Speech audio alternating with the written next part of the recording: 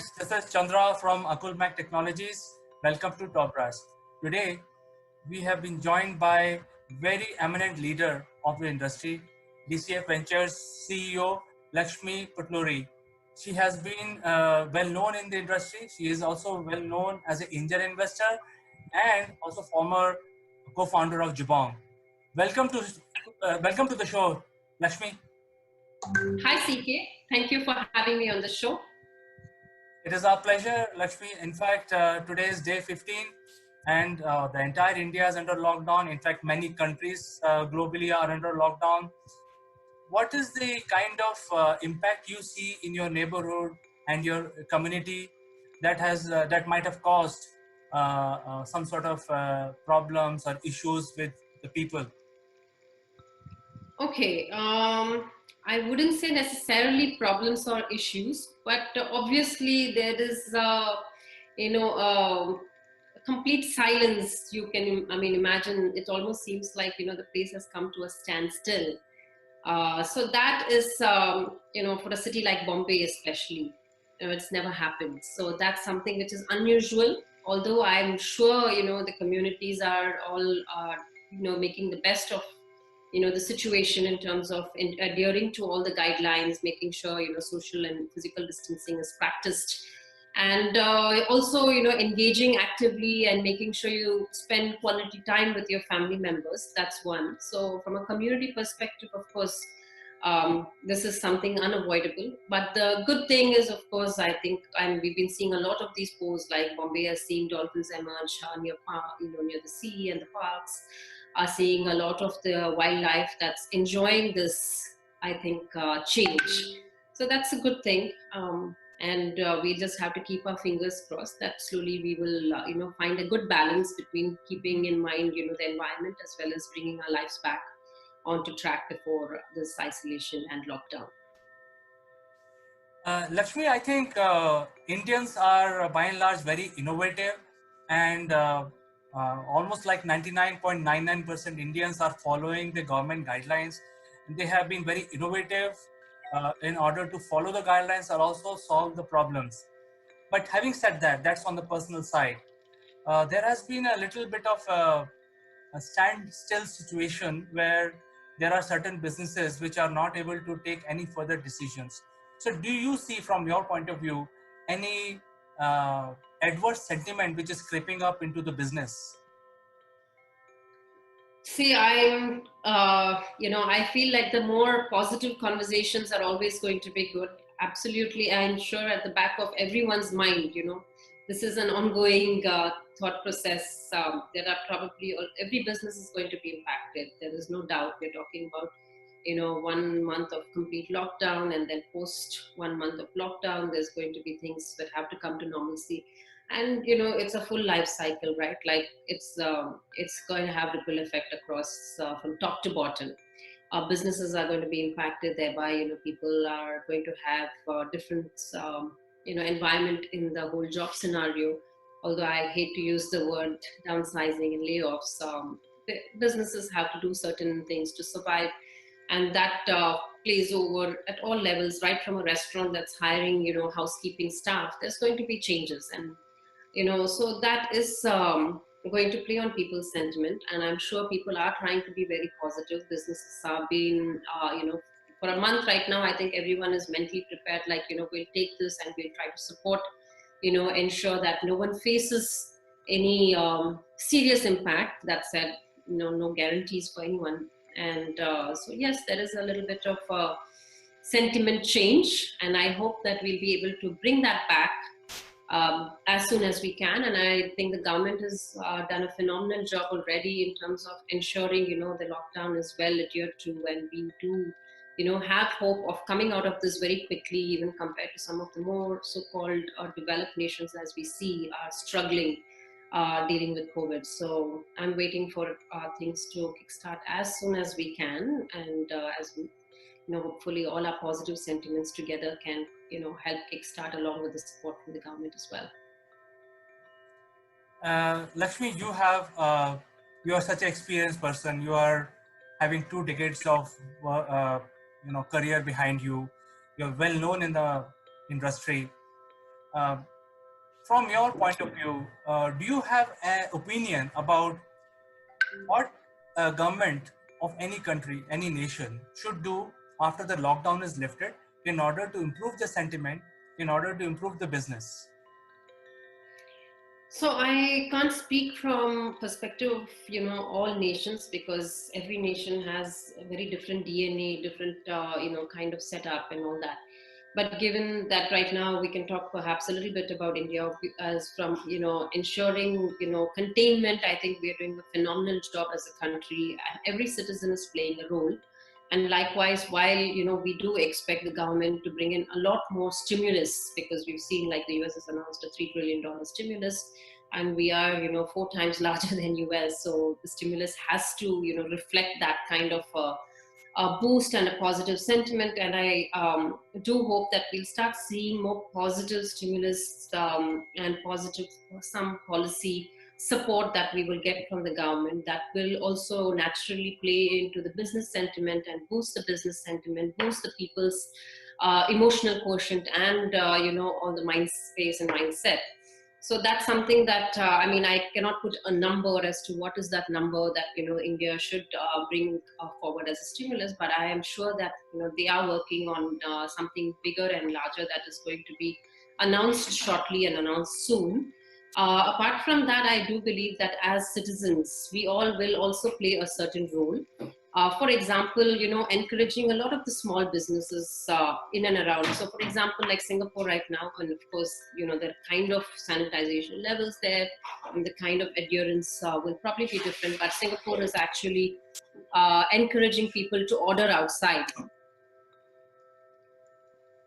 and asking people to order outside and support restaurants and other businesses there, right? So that's something like maybe we may not choose to order outside, but there are small businesses in and around us where we should support, and right from staff in each of our immediate ecosystems, how can we support them? I think that's a small role as citizens we all should can play. And then the government will come in, and I'm very positive that they will come in and play a role which will be very positive to business, positive to small and medium enterprises, which are going to be a little bit far more hit than maybe the larger organizations. Lakshmi, you have raised a very profound question here. So, do you see the change in business process after this lockdown situation is lifted? Do you see a new way of doing business which will emerge after this lockdown is lifted? So the first part of question was, can you just repeat the first part? Second part I got. So it is just one question. Will the business process will change after this lockdown? Oh, absolutely. We've already seen it change. In fact, I'm part of a few other business, groups where, it's mixed background. Like I come from a digital background. I've seen even when I worked at IBM between 2002 to 2006, IBM was already 50% work from home at that time, right? But a lot of the businesses that don't come maybe from a tech background or come from more traditional businesses, think agri, think, energy companies, even government employees, a lot of them are just experiencing the digital transformation. They're understanding that work from home can be possible.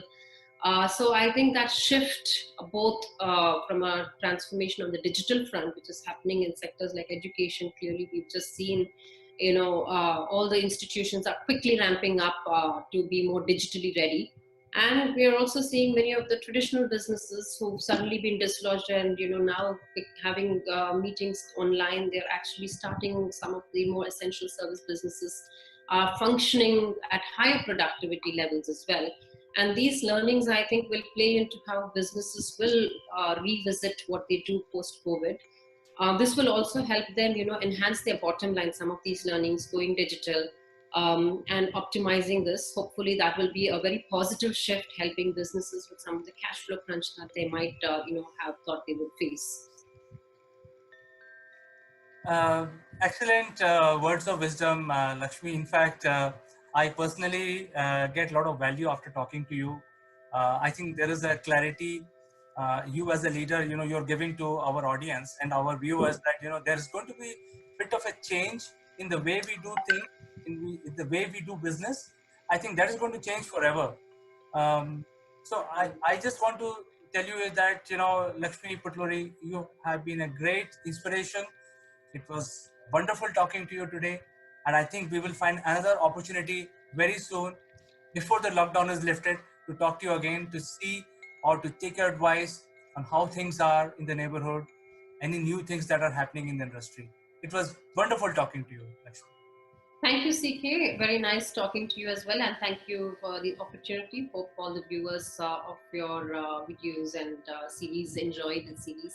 And stay safe. Thank you. Thank you. Bye bye.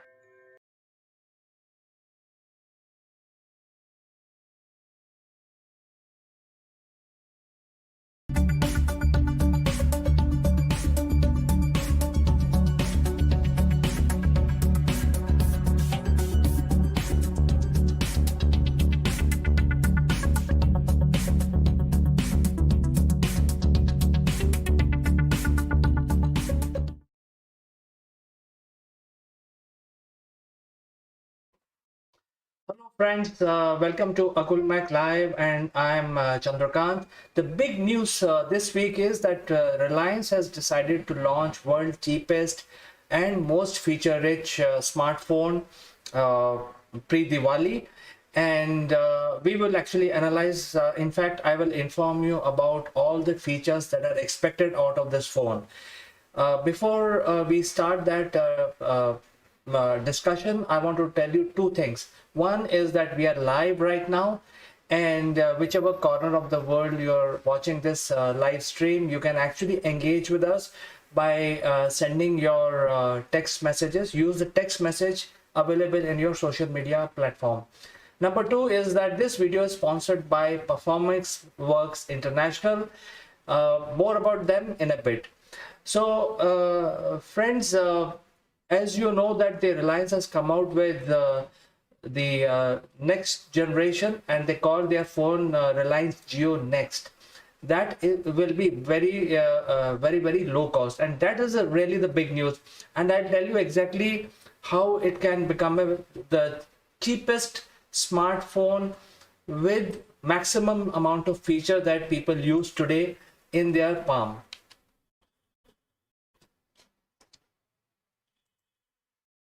So Jio, as you know, is a very prominent company in India, and they have many billions of multi-million people as their subscribers.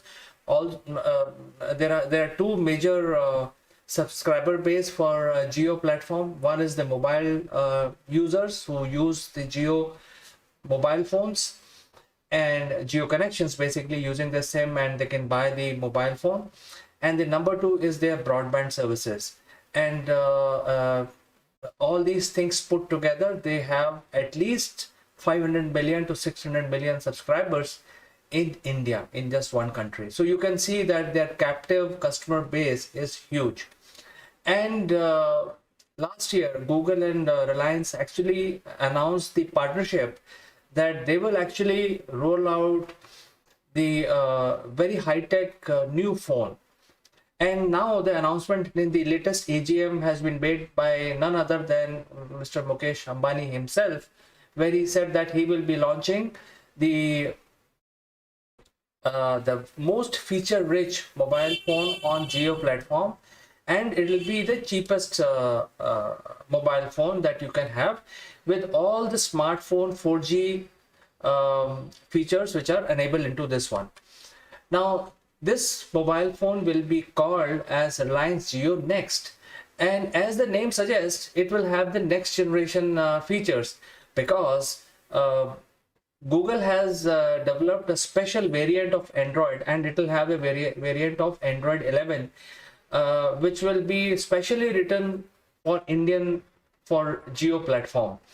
Now, some of the features which we are talking about right now are basically the multiple language support. So it will have a multilingual support, and that is very important for India, because there are so many languages spoken in India with different variety of people, and therefore the multilingual aspect and 4G networking with all the features of Android, latest features of Android that you have. You can download an app, you can create an app, you can, you do whatever you want to do, video calling, making a video, use the mobile phone as a camera. By the way, this mobile phone will have 8 megapixel camera in the front and 12 megapixel camera in the back. So it's fairly good quality. I mean, whenever a user use this kind of a camera and output on 4G platform, especially using the Geo network, it will have at least 80 to 100 Mbps kind of speed that you can expect. So it's a fairly good quality of video you can shoot, and also go live, do live streaming. So all of these features, plus it will also will have augmented reality features. And when we talk about augmented reality, it is something that is very, very useful for conveying your idea. Suppose you are promoting something and you want to convey your idea, or you want to basically use certain diagrams to train people. So this phone will support augmented reality, where you can pull in various character, and say for example, if you're training your students on motor using augmented reality features, using this mobile phone, you can actually display those internal parts of working. So when somebody opens a picture, you can actually show that rotor moving. So it creates things like that. And using the AR, which is augmented reality, there is a lot of opportunities for gamers, a lot of opportunities for educationists, a lot of opportunities for schools to leverage these features and reach out. So I think this whole mobile phone will be very, very feature rich, and it will be launched after a month. It will have Snapdragon chip. So I think there has been a delay also announced by Reliance. I think delay is because of availability of the chip itself. But I think there are a lot of things happening here. The Shakti chip has been already launched in India, which is an Indian product and very, very suitable for mobile telephones. So I think a lot of things may be happening in order to bring down the price, and Google is putting their might and muscle behind it to roll out the latest version of Android on these mobile devices, which means a lot. The target is to immediately convert up to 50 million subscribers. 50 million subscribers in the first tranche itself. So I think this mobile will be a great success because of this large telecom operator launching this in the right manner. So I'm sure this is going to create a big churn in the market, and it will be a game changer, or it will create a new set of competition in the market, especially Indian market, and also the global market, where all these features that we use today in our expensive mobile phone are available at a very low cost. And let's talk about the cost. When you talk about the cost, this mobile phone will be available there are two variants which are being talked about. One is having 2 GB RAM, and other one will have 3 GB RAM, and the variety of hard disk space, etc. Along with all of these, you will also get the geo features. So you will have a geo calling features, you will also have geo video conferencing features, you will have geo storage, which comes as part of the geo connection that you buy. So the mobile will, even if it has 16 GB hard disk space on your on board, you will still need, you will have the free space on the cloud, geo cloud, available as part of your connection. So you can actually choose whatever type of connection you need in terms of space utilization, and you can just take this mobile. The cost of a cheaper variant will be 3,000 rupees, and the higher variant will be 5,000 rupees.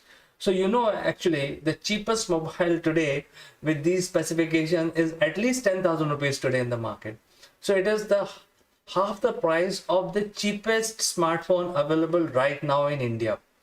And if you look at $1,000 mobile phone that Samsung has launched or iPhone has launched, this will do pretty much everything that an expensive mobile phone can do.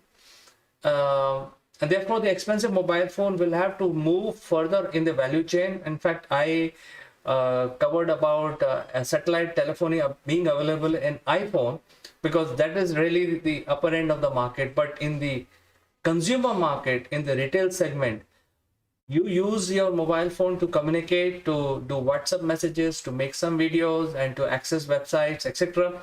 All of that can be done at a reasonable cost of $30 to about $40 with this mobile phone. 3,000 rupees to 5,000 rupees in India.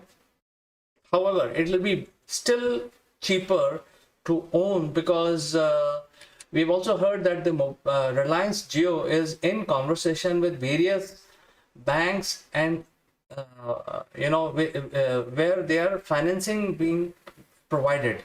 So far, I think the mobile is not launched in the market. It will be launched pre-Diwali. But once it is launched, you just have to pay $10 to own this mobile and a connection to back it up.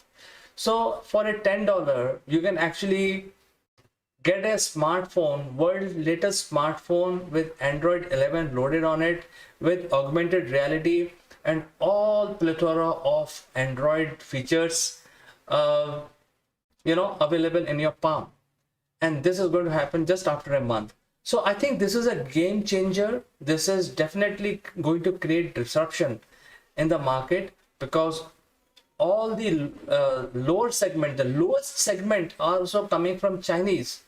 This mobile phone, which is made in India, backed by Google with all the latest Google features, will be even cheaper than the Chinese mobile phone.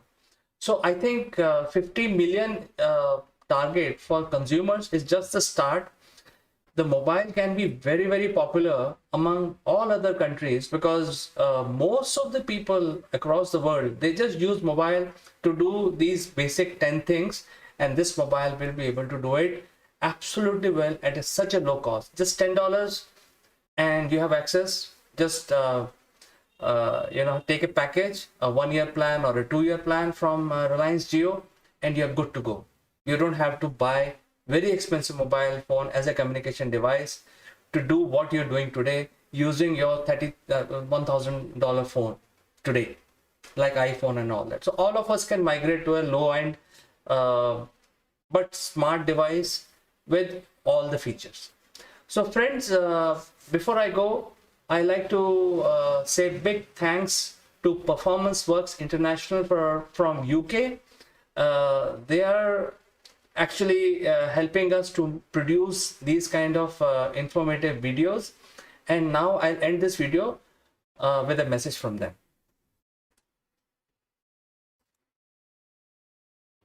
This video is sponsored by Performance Works International. Are you ready for the challenges facing the modern workplace? Recent events have taught us the importance of transformation. Businesses now face a perfect storm of challenges. No business is too big to fail, and many are too slow to succeed. Our workforce is changing fast. We're entering a new age of empowerment, and everyone can contribute. The Inner CEO reveals how we can all play a part in making leading at all levels a reality. Written by Jeremy Blaine, an expert on business transformation and growth, it provides a roadmap to help everyone unleash their inner CEO and contribute beyond their job role, whatever their level. Traditionally, strategy has been owned by the few. Now it's time for the many to contribute. Leadership must come from a broader base. Everyone has the potential to step up and make things happen. It's a new model of collective and collaborative leadership which unleashes the power of people, enabled by appropriate technology and a supportive management structure. The book provides a roadmap for a bold new age of empowerment. Supported by a range of resources, the book provides a toolkit to help anyone unleash their inner CEO. organisation health, development and growth is owned at all levels. Are you ready to unleash the inner CEO?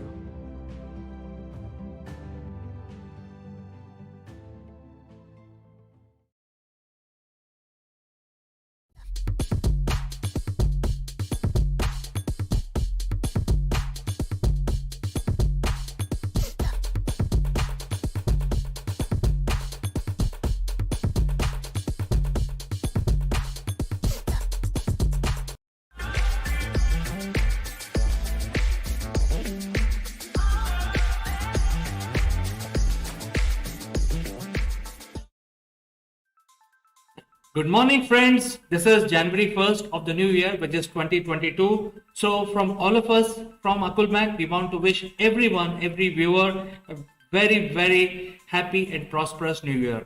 So moving on, I think we talk about prosperity and we must talk about the tech world, what is going on in the technology, especially in India. You know that India is being promoted as one of the major manufacturing destination for the global business, and as part of this initiative the Indian government has directed the Apple to start manufacturing, to increase their manufacturing investment in India. Currently, or let's talk about 2021. In 2021, Apple India generated a turnover of $3 billion, a substantial amount. $3 billion is not a small amount, it's a very big amount.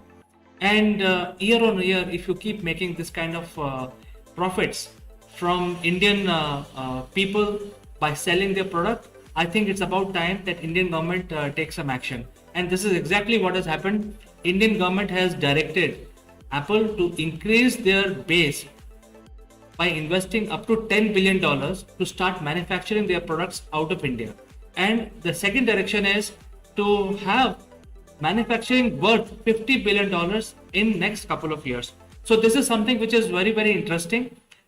Apple products are acclaimed worldwide, and they produce some of the best mobile devices, personal laptops and other devices which are accepted by most of the professionals by and large. In fact, all the high-end activity, even people like painters and all that, they have moved on to iPad for painting their paintings, etc., because their stylus and everything is so sensitive. And a lot of musicians have moved on to Apple platform to produce using different applications on Apple platform to produce music. So I think the acceptance of Apple is very, very high. Their closest competition is Samsung. They have already invested in India big time to start manufacturing mobile devices and other units, other things which they produce out of India. So it's about time that the Apple must also do that.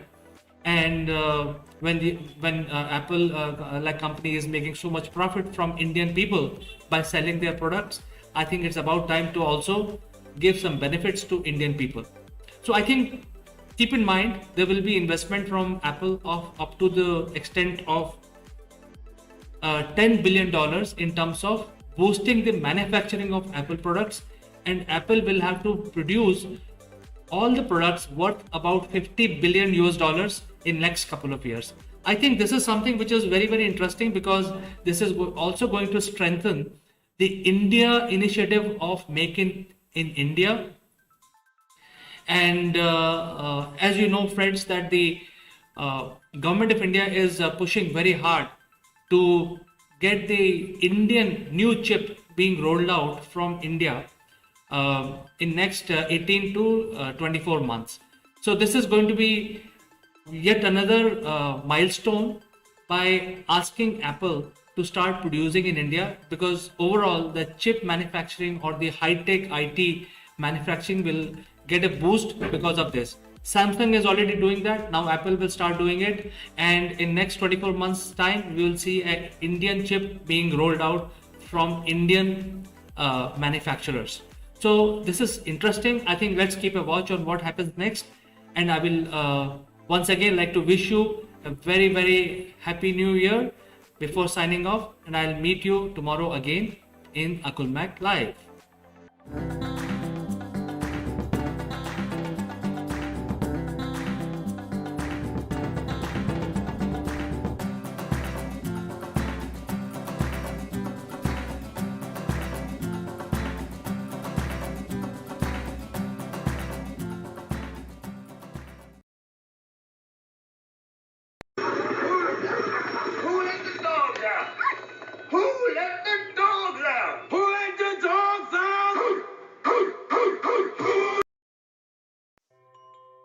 friends, this is Chandra from Akulmek Technologies. Welcome to Top Brass.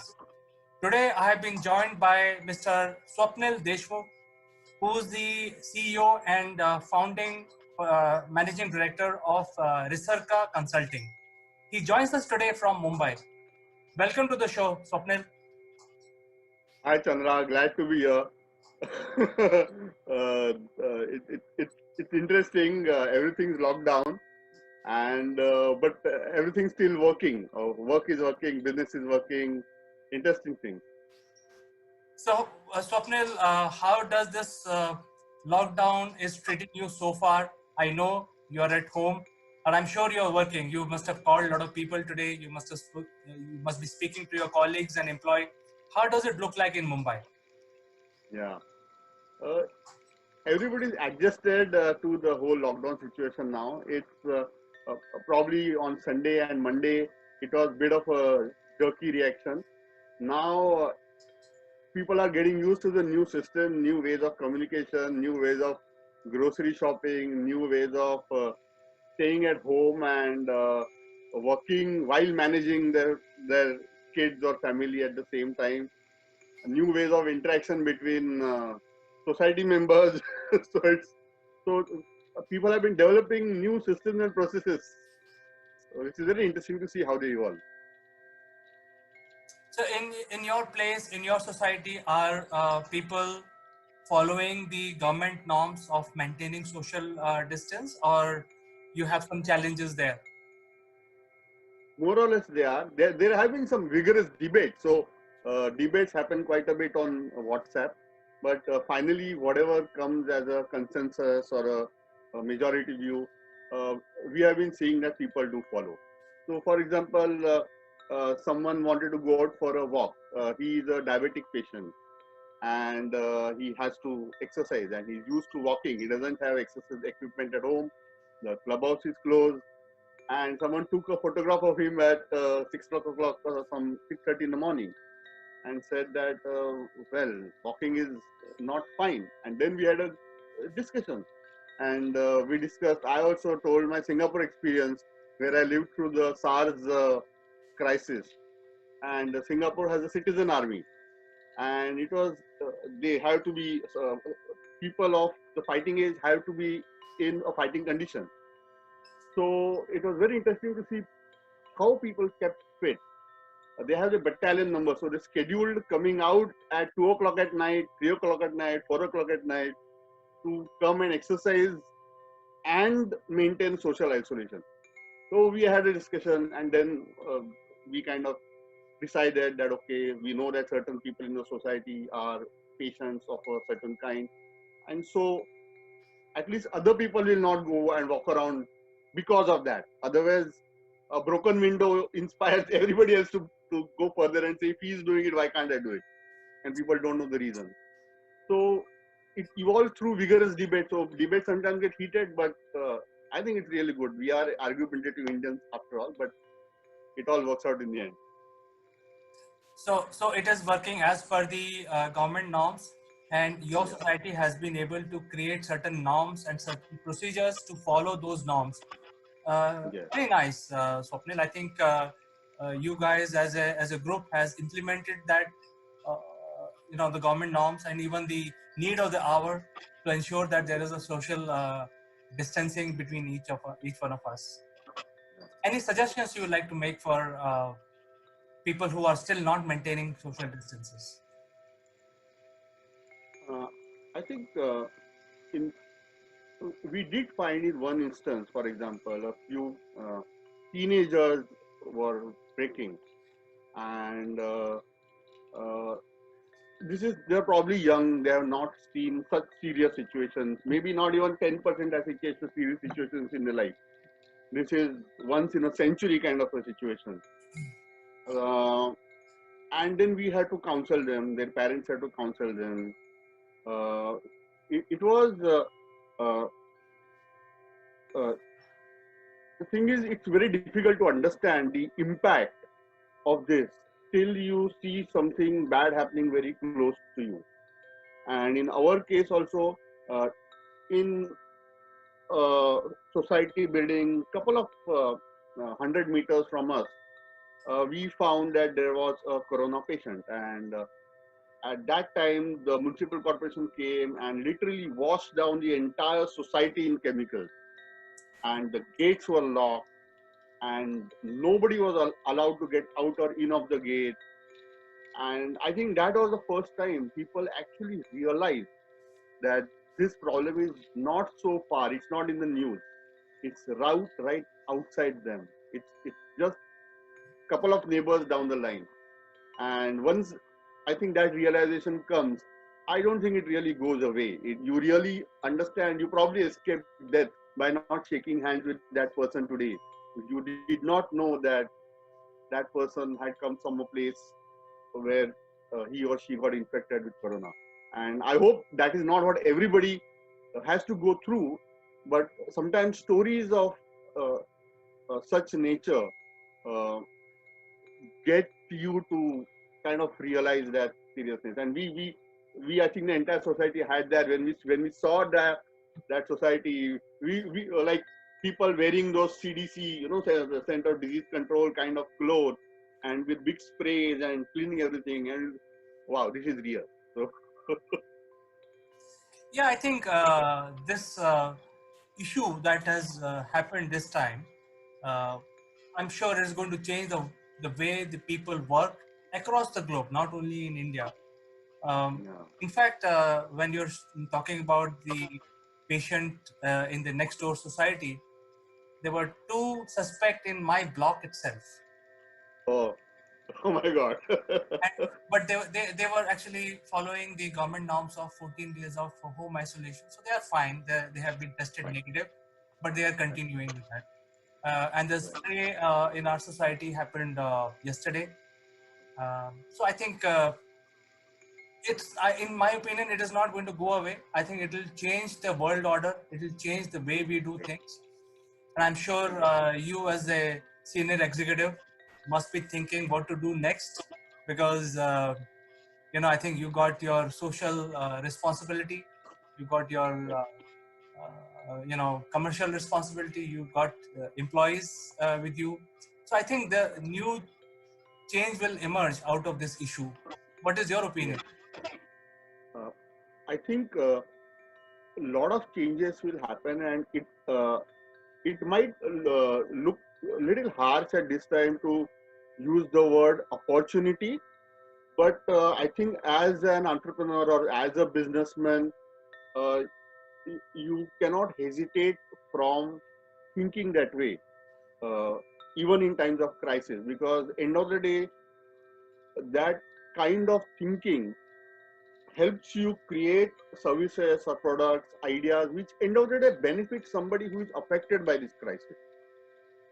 So it's while there is charity going on and all other kind of things going on, as a businessman, one should be as hawkish, though not take advantage of people's situations, weaknesses, but their situations are opportunities to, I think, help them and serve them. In this case, for example, many people are sometimes resistant to technology tools. They pick up the phone and talk, and which is why deep work doesn't happen. They keep on disturbing each other, and now it's just not possible to disturb, right? Because I cannot disturb my employee cannot disturb me, because both of us know that we have our family members at home.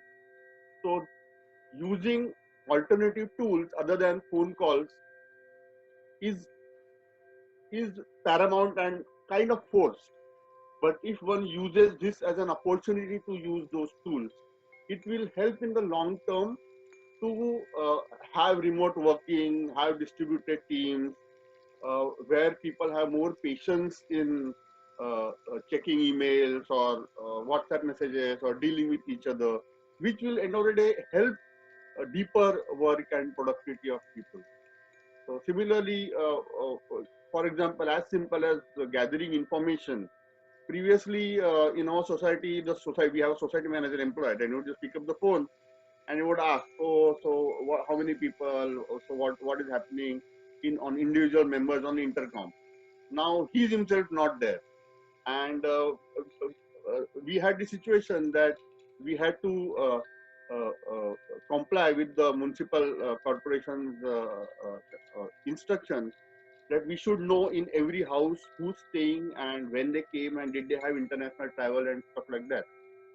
And I usually did not get involved in the management committee's activity because for my personal reasons I've been a little away from that. And I saw they were facing this problem and they were discussing. And it took me 10 minutes to create a Google form and then send the link to everybody. And within 24 hours, the link spread and every tenant and every owner's data was there.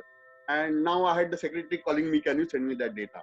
So it's an opportunity, it just keeps on happening. I think we should look at the next phase and keep thinking solutions as businessmen, as entrepreneurs, as innovators.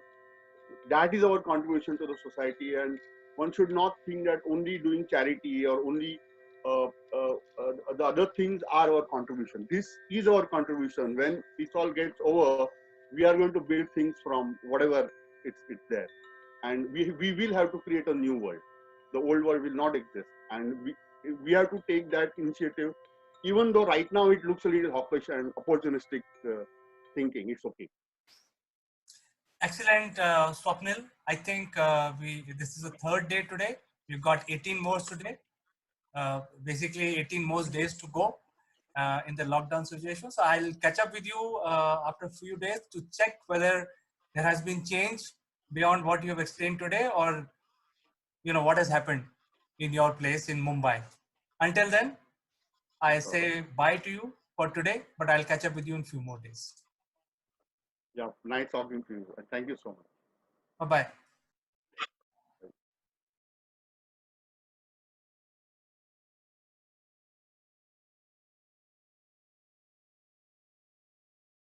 Hello friends, this is Akul Mac Live and I am Chandrakant.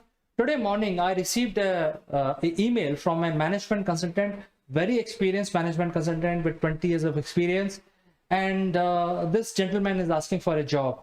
I've gone through his profile and I'm really confused because that today's context, the type of client that we find and the type of business we are in is not what this management consultant has done. And therefore, that made me to think, what is the possibility of management consulting business today, how they should reinvent to stay relevant. And to have this discussion, I will be joined by a very, very senior personality from UK, who himself has been a very, very popular figure in the business.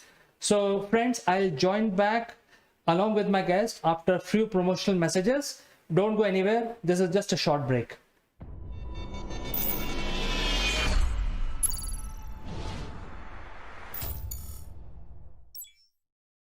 Friends, have you ever wondered that making a lasting impression online is similar to landing on the moon?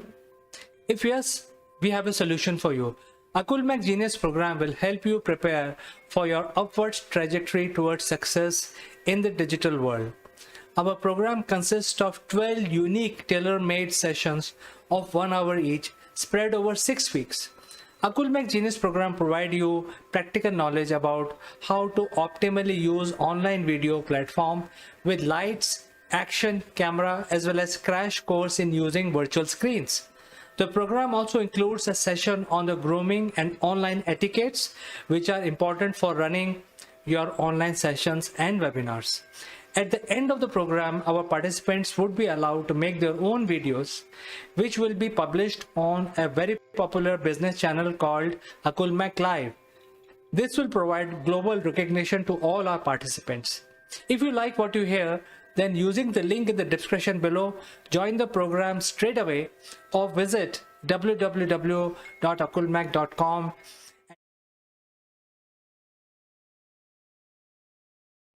Welcome back, friends, and today we have a very interesting topic to discuss. It's about management consulting, and to discuss this we have a very distinguished guest in our studio, Mr. Naval Gund. Welcome to the show, Naval. How are you today? Good morning, CK. Good morning, everybody. Yes, I'm feeling great.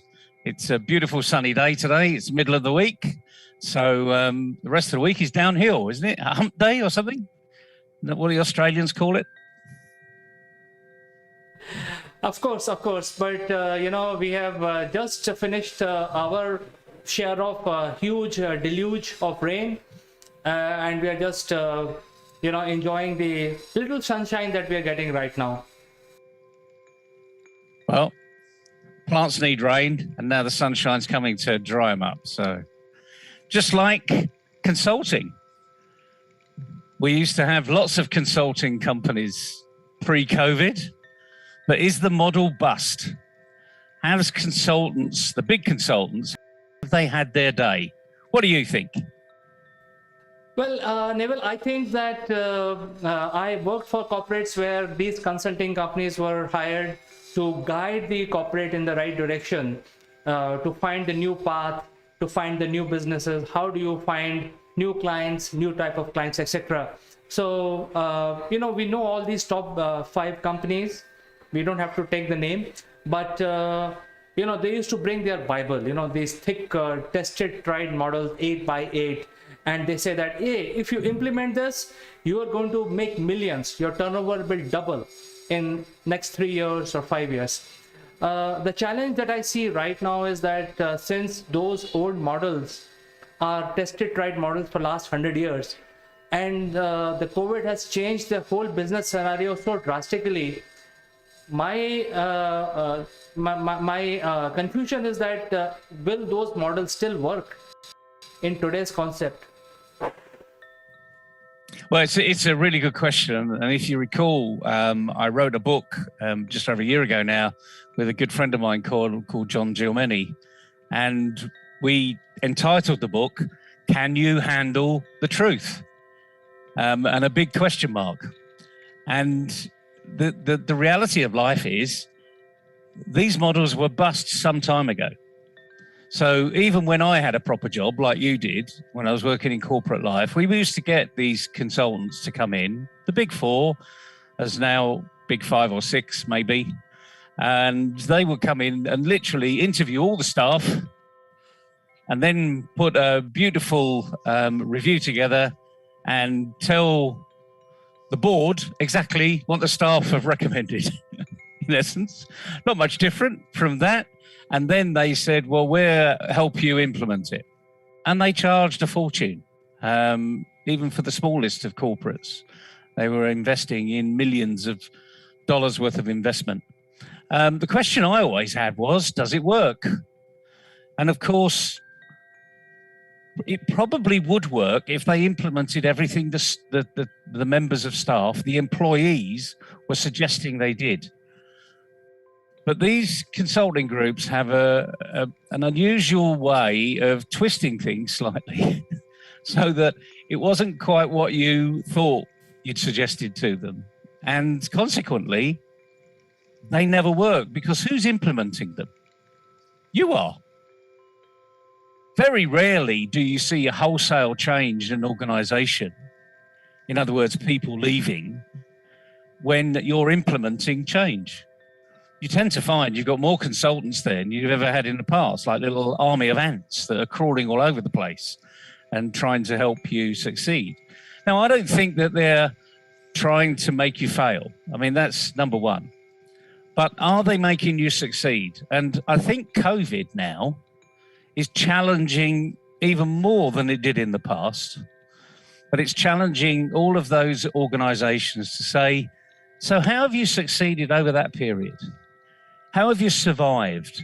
What was it in the organization that made you get through it and be where you are today? And when your organizations start to ask those questions and see actually how good they are, and some of these are small companies and some of these are huge companies, but they've got through a storm. This wasn't a storm that could be predicted. This wasn't on the weather map. There was always the zombie virus that people were talking about, the millennium bug. You remember that? 2000, what's going to happen when the clocks suddenly turn to the 2000 agenda as opposed to a 1999? And not a lot's happened in those arenas. But you couldn't plan for this, really. But you needed to it needed to happen when you're on your feet. So this is about how robust have your people been? How robust have your systems been? You know, we hear about cybersecurity infiltrating the arena, but fundamentally, the best form of cybersecurity is having smart people. Not opening that email that looks like it's come from Coca-Cola, but actually it's got Coca-Cola1.com. Well, that's not a Coca-Cola address. There's someone that's been very smart. So I think where we are is we're in this, are we in this no man's land? I think we are. What do you think? Do you think we're in this no man's land where people are saying, can we put the old models back? Can we bring in our previous consultants to help us through this period? Now we're coming into, we've survived, but now we want to look at growth. Will they automatically go for their consultancy model and bring in people that have helped them in the past? I think these are big questions. I'd be interested to know what you think. Well, Neville, I think this idea triggered today morning when I got an email from a friend of mine, and he said that his friend is looking for a management consulting role. Do you have some leads? And that got me thinking, because even if we hire this management consultant, what he's going to do for us? We have to really, even to interview this person, we should have right questions. So I was not sure what to reply, and that made me to start thinking about big fours and big fives. They used to come with a strategy saying that, hey, if you fire so many people in 3 years, you will double your revenue. Your share price will zoom. And that is what they used to do. Actually, you fire a lot of people, give them a golden handshake and let them go, and over 3 years it's a no-brainer. Your share price will improve, the CEO will make his incentives and move on. So that used to be the plan in those days. That plan is not going to work now, because everybody has moved on. There is nobody to fire. So how do you steer the company in the right direction?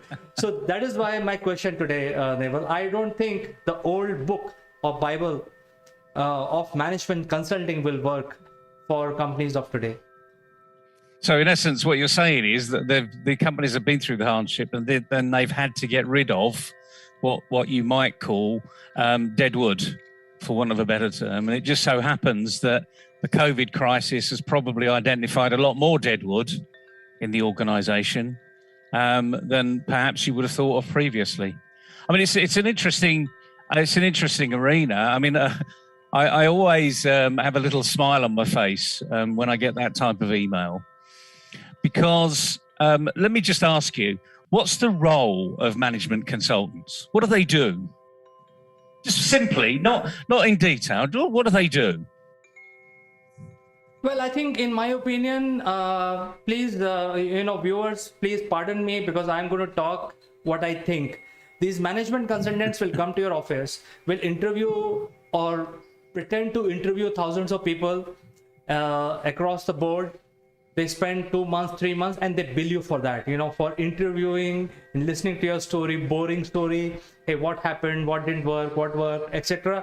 They are not doing anything with that. After 3 months over, when you have already paid $1 million to them, they will come up with their own plan, as if they have done a lot of research within their after taking your interviews, and they have come out with a very tailor-made plan. But in reality, it's the same plan. IBM would have got the same plan, CSE would have got the same plan, HP would have got the same plan from the same consulting company, and that plan is a 3-year plan. You implement this matrix 8 by 8, get rid of deadwood, and within 3 years, you'll find new clients, you'll find new revenue, your share price will double, and they will walk away with their incentive after 3 years. So I think that is what I feel personally, and my disclaimer is it is just what I feel. I may be wrong also, but this is what I felt as a client of these big fours. I like anything else, and this is about what you and I think here, and some of it is evidenced, and indeed, you've more or less said exactly what we said in the book, Can You Handle the Truth? Because that's what they do. And the interesting thing is, do you know what? They've done it for many years and it works. But the interesting thing is there is a different way of doing it, and you could do it yourself. But like anything else, majority of companies are already exhausted their employees, and they've got more than a day job each because they're getting more for less. But I'd just like to go back to the very simple thing about what consultants do. What they do is that they take you, what you believe they will do is take you to another level, to another plane, to improve your KPIs, your profit, your loss statement, your cash flow, stabilize your balance sheet, improve your balance sheet, get you more money, whatever it is. But the point about consultants is they're, in many respects, stopping the rot, if you want to call it one thing. I call it behavioral waste, and actually taking behavioral waste out of the system and putting new processes in place. They wouldn't know what behavioral waste was, most of them, but that's in essence what they're doing. So the key thing is, when you got that email from someone who's a friend of a consultant, weren't they doing it for themselves? Why isn't this business consultant actually doing it for themselves? They're always asking, but lots of small consultancies are always asking for referrals into other organizations. And the interesting thing is, I don't want a referral in. I want to go and say, so what are you doing? How are you doing this? What are you doing about it? Because that's what they do. That's what consultants do. They ask questions. But they're not asking questions of themselves. Where am I getting business from? What is my core business? How am I going to grow? What processes am I adopting that are a complete waste of time? What processes should I be adopting? And I think this is the challenge, actually, of the small consultant. Because the really good ones are always employed. Always. They've got more work than they can actually take on. And the thing is about the next tier it's like boom and bust. When they're employed, it's great. When they're not employed, they're asking for referrals. They need to start asking themselves questions. What was it I did when I was fully employed? What was that client saying to me? How am I going to promote myself? Because that's how they get into the next tier and be fully employed. It really is as simple as that. I don't want to make it complicated, because it's not. It might be difficult because you've never done it before. But once you start to get into that motion, then you'll get it. Now, another thing, you and I get emails all the time from all over the place. I get a load of emails and asked to be connected on LinkedIn. What's the biggest thing on LinkedIn that you've had people offering you recently?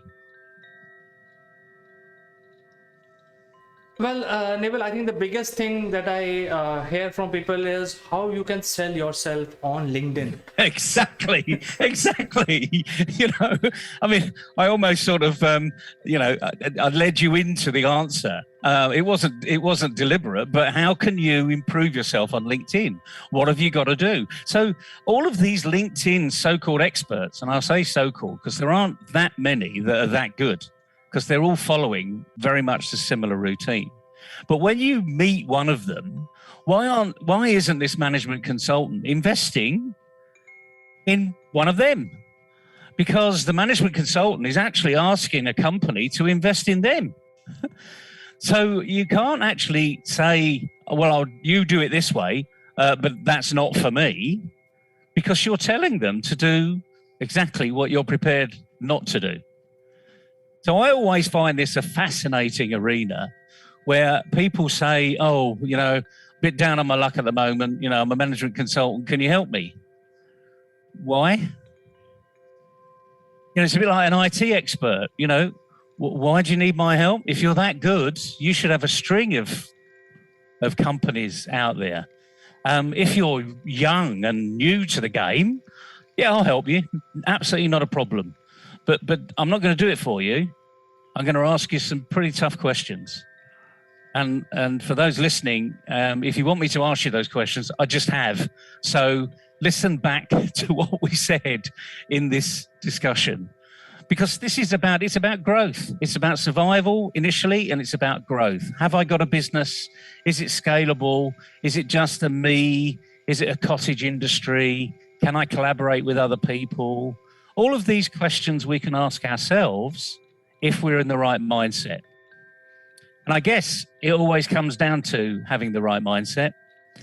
And, you know, thinking about what I've just said here about that consultant that's, you know, asking for you to help them, has that given you any thoughts about what help you're going to give them? Well, I don't have an answer, actually. I'm don't know what to reply to him. I can't tell him, hey, there are no jobs. Even if I circulate your CV, there will be no response. I think it's a journey that the consulting companies or business consultants will have to, you know, undertake themselves and find out what is the winning mantra for them to get employed right now, because the old process is all dead. You know, you can't fire any more people. They're already gone from all organizations, and the business demands are also changed drastically. So the management consultants will have to find new ways of generating more revenue for their clients, and for that I think they have to come up with the new idea. And so far I have not seen any new idea from anyone so far. Well, is it a new idea, or is it just knowing about the business? I mean, one thing, as many people will know, I come from the oil and gas industry. Now, we used to employ real specialists in oil and gas. And why was that? Because they knew the industry inside out. They knew that there was never 100% win. They knew, or the good ones knew, that it was a cumulative effect, a bit like compound interest. I'll get 1% here, 0.5% there, 2% over there. But they had this almost like a map in their mind of what other companies have done and how perhaps you can navigate these very different waters. Because, as you well know, despite the fact you're in the same industry, you may employ exactly the same number of people, looking as though you're doing exactly the same thing. But in reality, you're not. Because you've got a different people dynamic internally. You've got different shareholder base. You're on a different path to growth. You may be a pure punt in the arena, or maybe you're more of the stable influence. People are looking not for huge capital growth. Your investors are looking for sustainable growth, which is through the P&L as opposed to through the balance sheet. So I think there's a fantastic opportunity currently for really good, independent, or the large consultancies. They can help a company think about why are they doing what they're doing. They can help them go through a business process review. I'll now use the term BPR, because in corporate world, BPR is pretty common.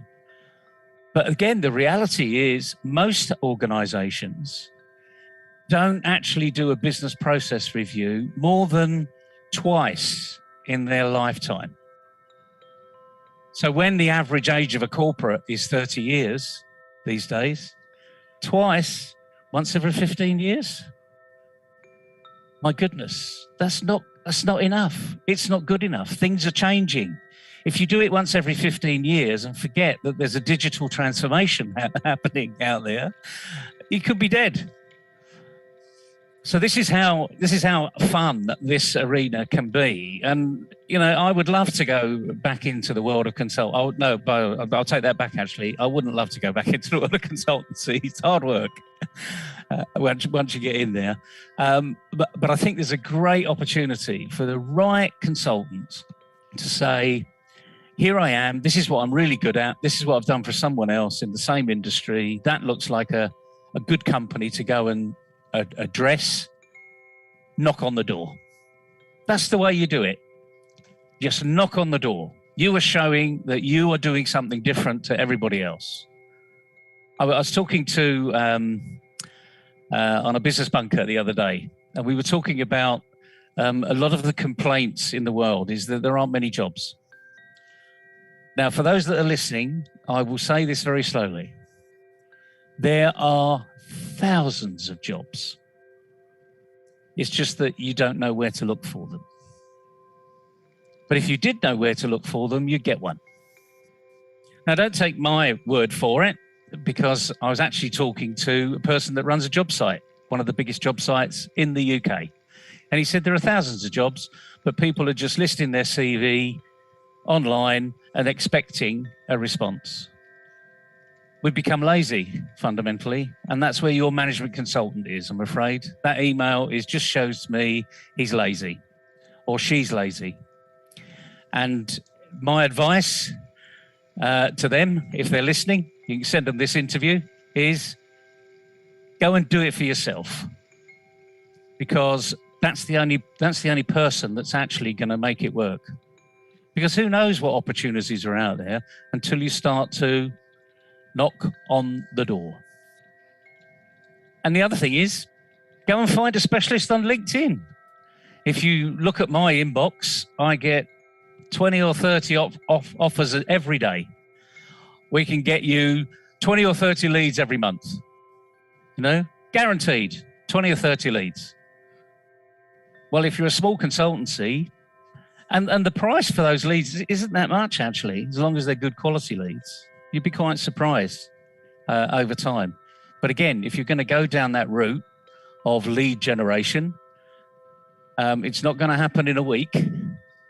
You have to be focused on it. But of course, the management consultant will know that, won't they, TK? They'll know that overnight successes are not instantaneous. They've never promised an overnight success. So why would they expect it from somebody else? Just a little bit of fun this morning in the world of management consultancy, or any type of consultancy, really, because the same thing applies. That given you any thoughts, CK? I've seen you smiling at parts of what I've been saying there, as touching a few nerves and perhaps delving into your history. Well, Neville, I think you made a very good comment. That is, first, management consultant has to understand the business as it exists today, and then make a pitch. Because if he doesn't know the business, then there is no business for him also. So I think we can end our discussion today with this message that please understand the business today.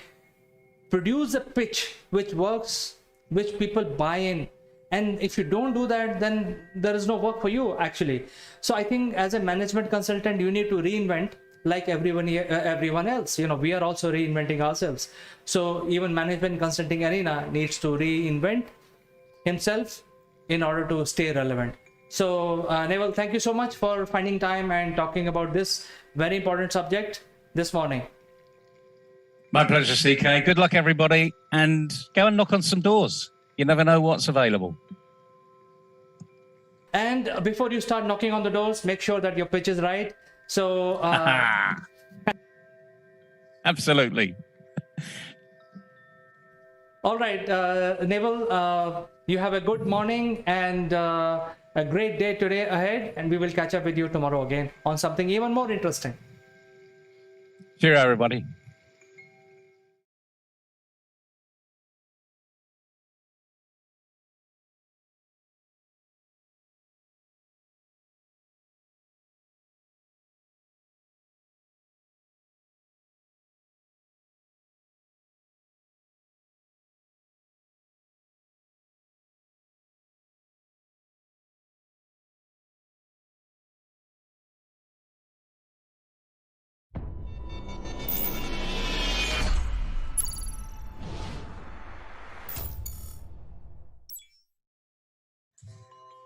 Hello friends, I am Kanchan from Akulmat Technologies and welcome to our series, The Great Kings of India.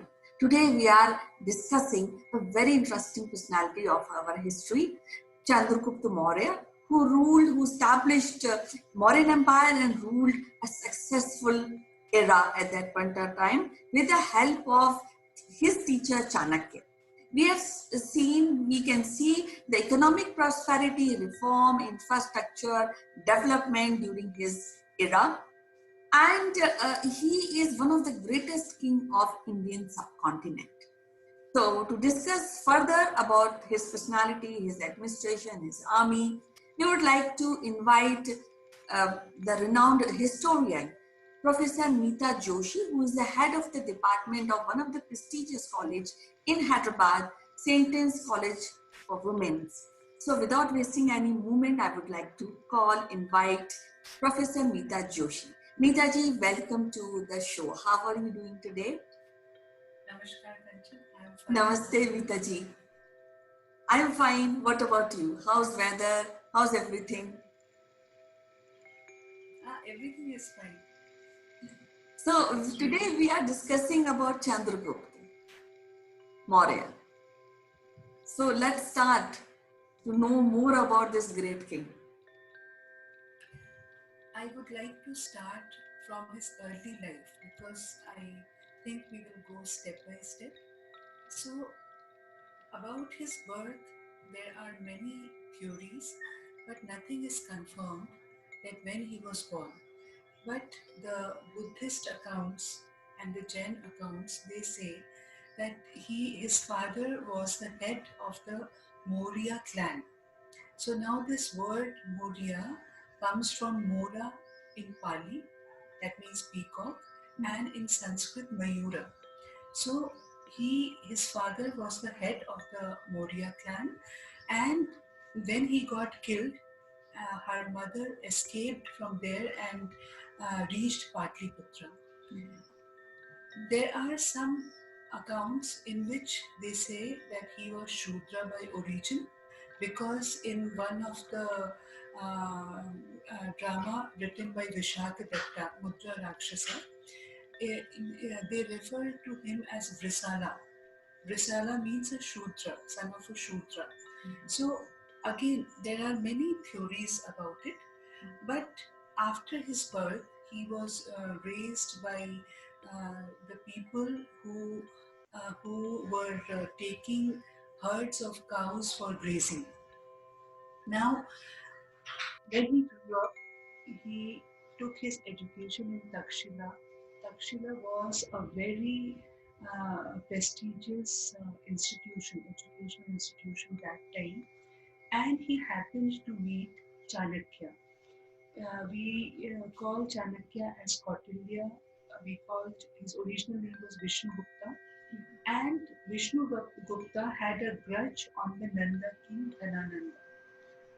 So when Chandragupta Maurya met Chanakya, and then Chanakya took him as his disciple, and under his mentorship, under Chanakya's mentorship, Chandragupta Maurya learned the tricks of administration, the tricks of warfare, so many things Chanakya taught Chandragupta Maurya, and both of them, they built a large army, a huge army from various places of the region and from outside the region also, and finally they defeated the Nanda king, Dhanananda, and then Chandragupta Maurya established his kingdom, which is known as the Maurya kingdom. So it was not. Is it a difficult for? I mean, that point of time, was it a difficult for a person who's coming from a commoner or that to a background of Shudra? He came from a very humble background. He came from a very humble background, and then under the mentorship of Chanakya, he raised a large army, and then he defeated the Nanda king Dhanananda.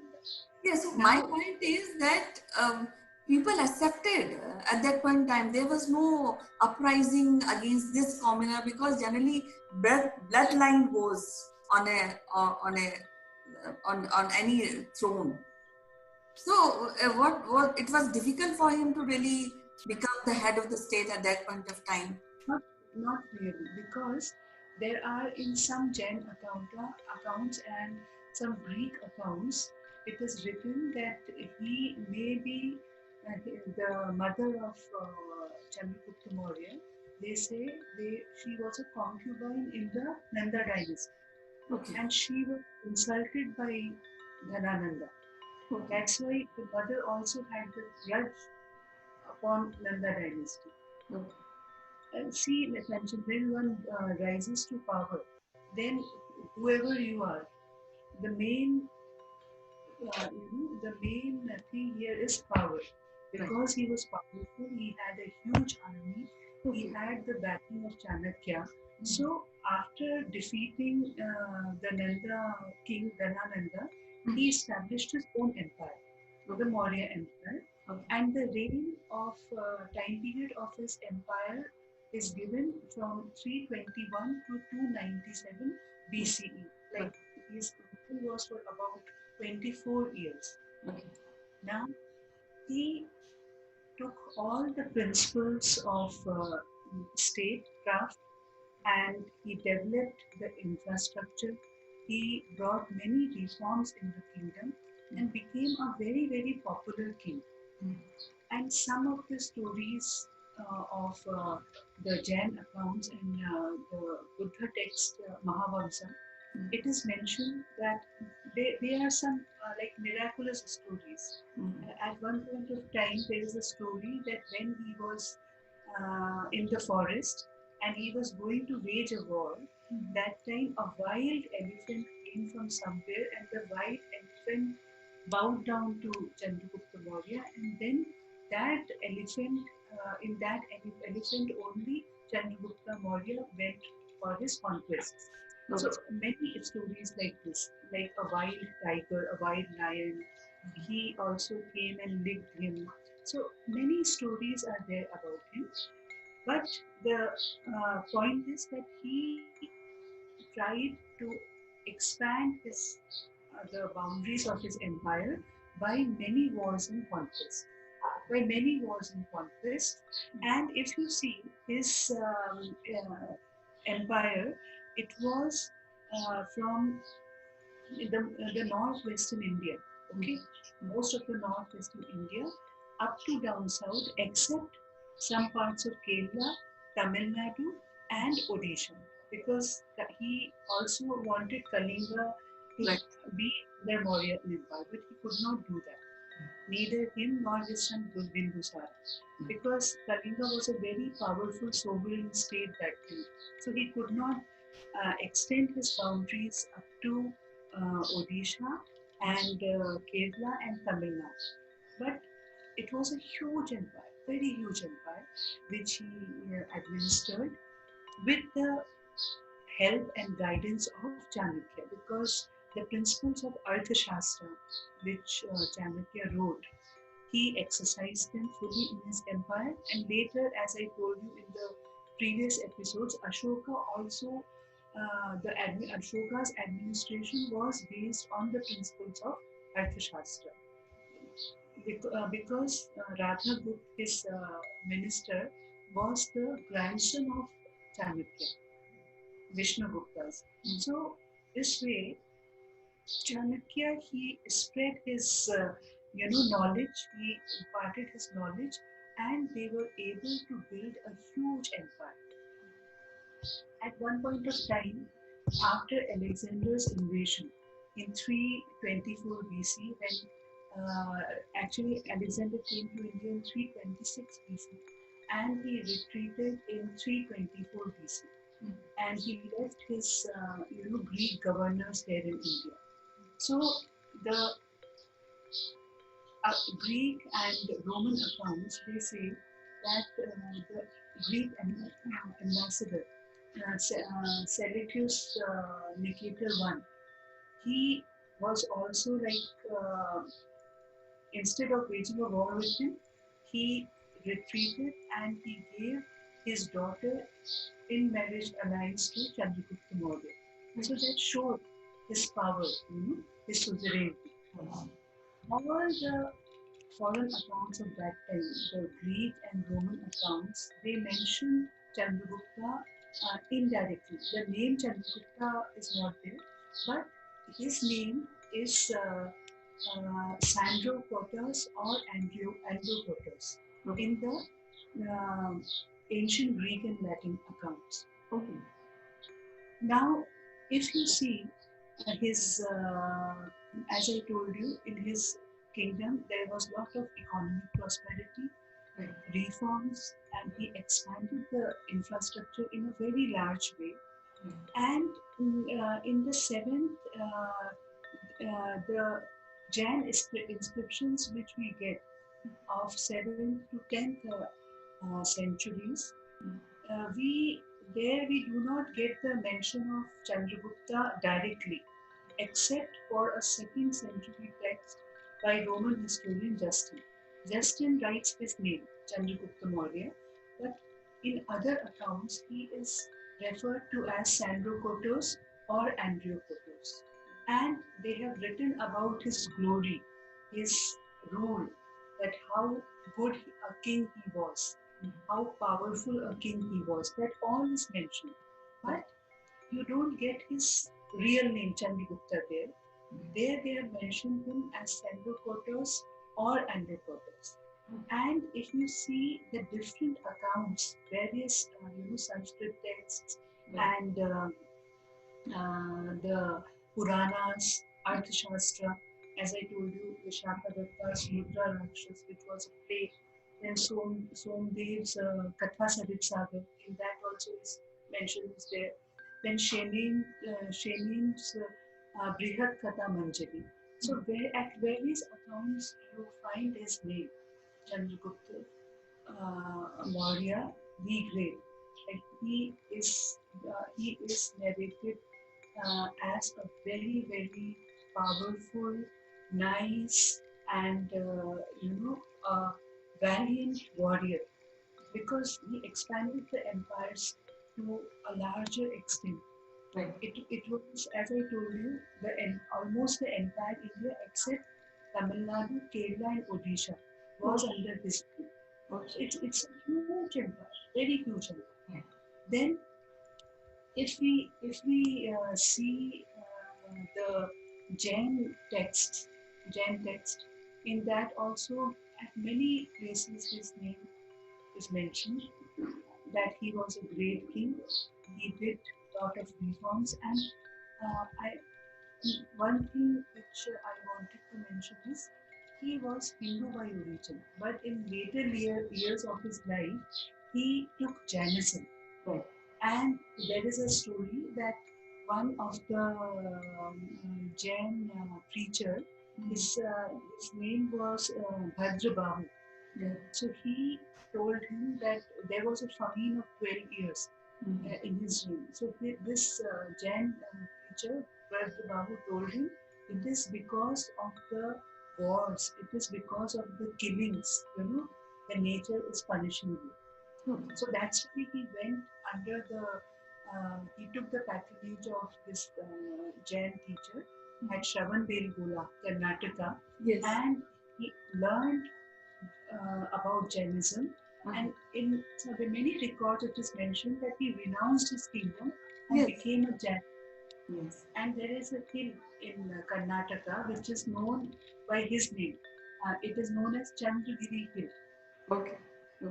Because he lived there and he practiced Jainism there, and finally he became a Jain monk. So if you see this transformation from a very powerful king to a Jain monk, again it shows that somewhere in his heart he understood that all the atrocities, all the wars which he waged, so many people he killed. So that was that feeling inside his heart that made him to go to this Jain teacher Bhadrabahu at Shravanbelgola. So all these accounts about him are very, very, they are explained very, very elaborately.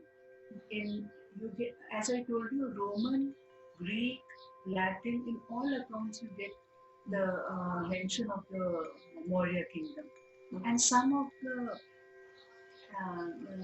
this one Greek ambassador, Megasthenes, he was in his court for 4 years. And Megasthenes wrote a book known as Indica. In Indica, he has explained about Chandragupta Maurya's character, about his kingdom, about his administration, about his army. You get a huge account of Chandragupta Maurya's reign from Megasthenes' Indica. So all these travelogues, and not only Megasthenes, but many other, as I told you, Justin has mentioned his name. Plutarch has mentioned his name. So many historians, Roman and Greek historians, have mentioned and wrote about him in a very good way. That he was a very good king, and the best part of his kingdom was there. That lot of economic prosperity was there in his kingdom.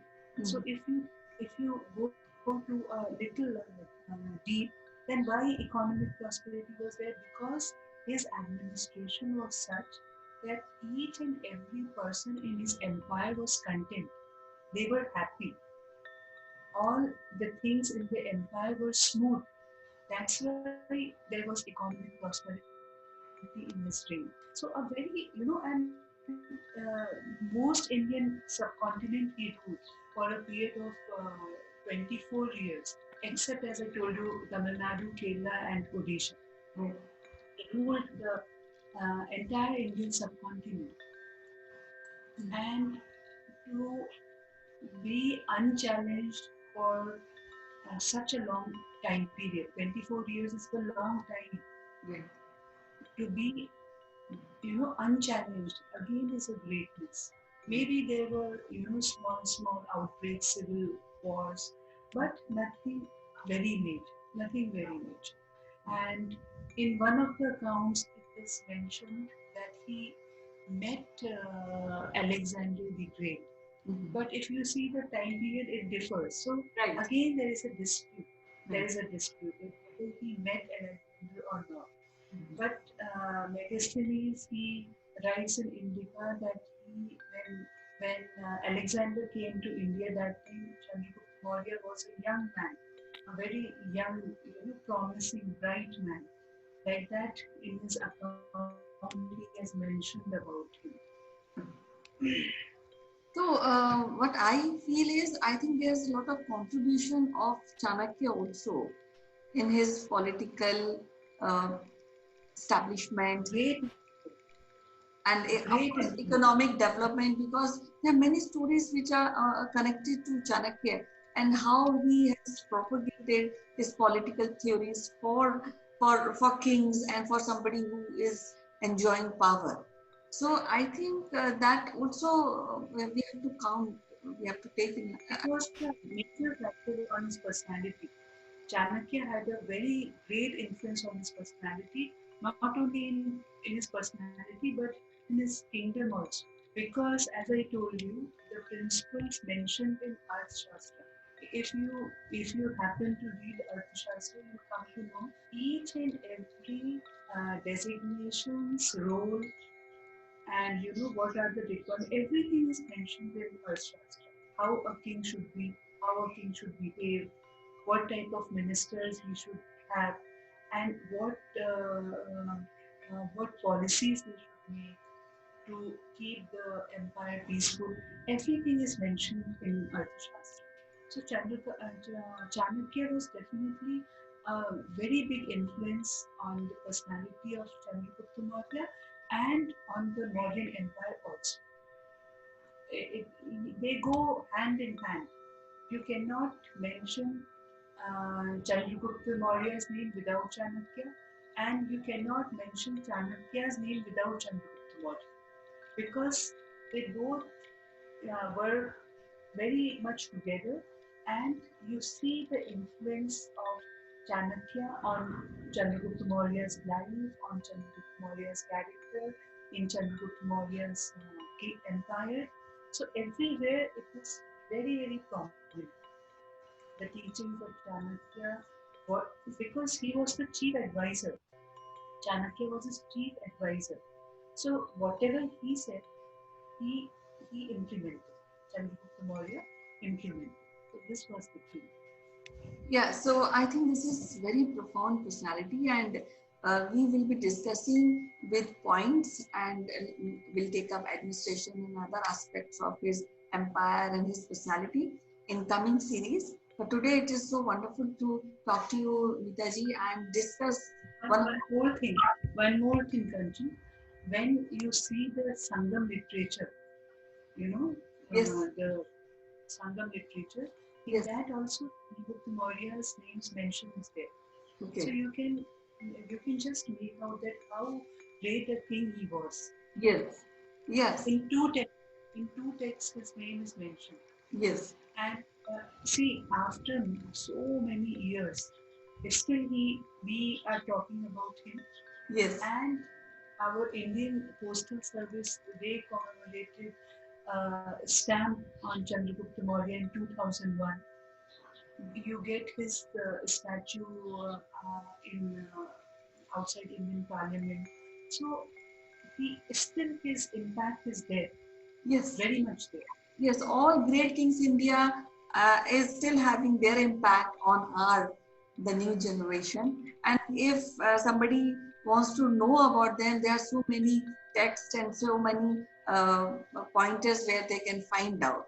So it was so wonderful to talk to you, Mitaji, today, and we'll take up this topic further, discuss many aspects of great Chandragupta Maurya in coming series. Thank you very much, Mitaji. It was wonderful to talk to you today. Bye-bye. See you tomorrow. Bye.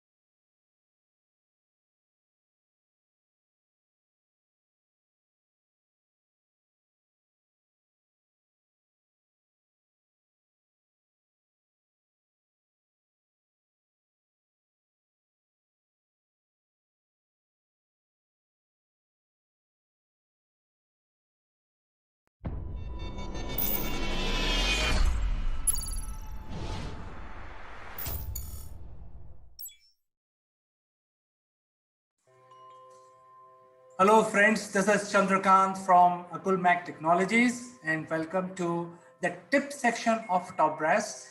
As you know friends that we give marketing tips to people, whoever wants to use it, and today we want to discuss something that we experience every day. But before we start the discussion, let me welcome my friend Mr. Naval Gund from London. Good morning, CK. Good morning, everybody. And today's tips arena is around people on LinkedIn.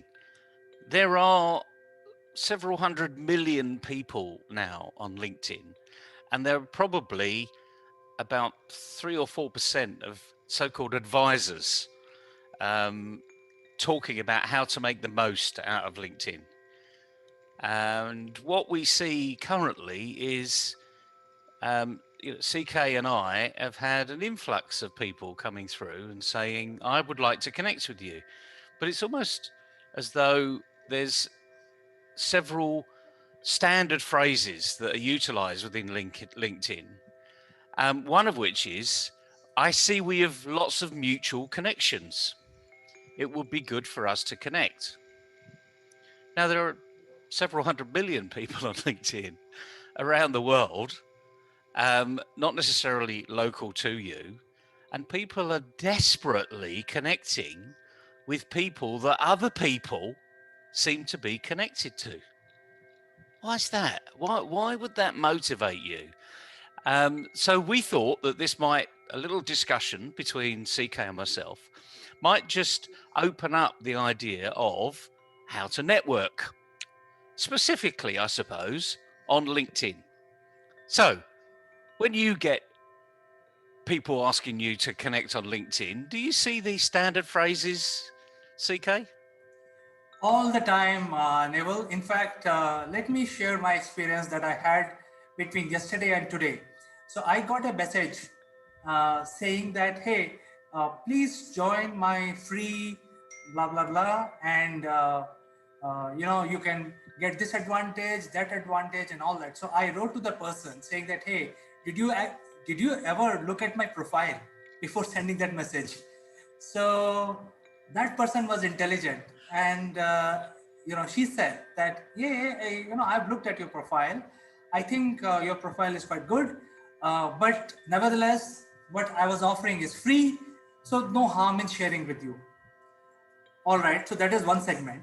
The second one is exactly what you said, mutual connections, and I will like to explore opportunities, maybe partner with you, blah blah blah, all standard phrases.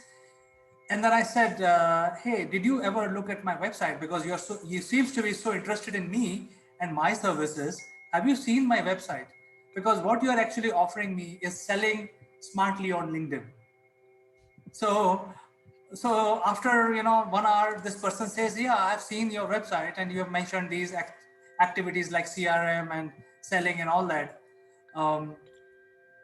And there could be a campaign designed around these services that you offer on your website through LinkedIn.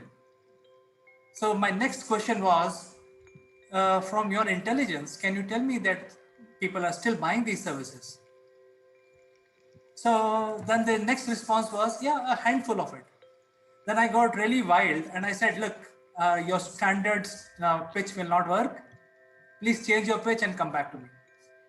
So these are the recent examples of what I faced between yesterday and today. I mean, the interesting thing is you're actually going back to these people and responding. I would love to see some statistics about how many people actually do respond and actually do connect with others. I quite often just generally accept people's connections, because I do believe that perhaps they've done a little bit of research about why they would like to connect with me. I'm just one of the several hundred million on LinkedIn. So why me? And it's a question that I go back to them, why me? Very honestly and openly. And sometimes I get well, if you don't want to connect with me, then we can block each other.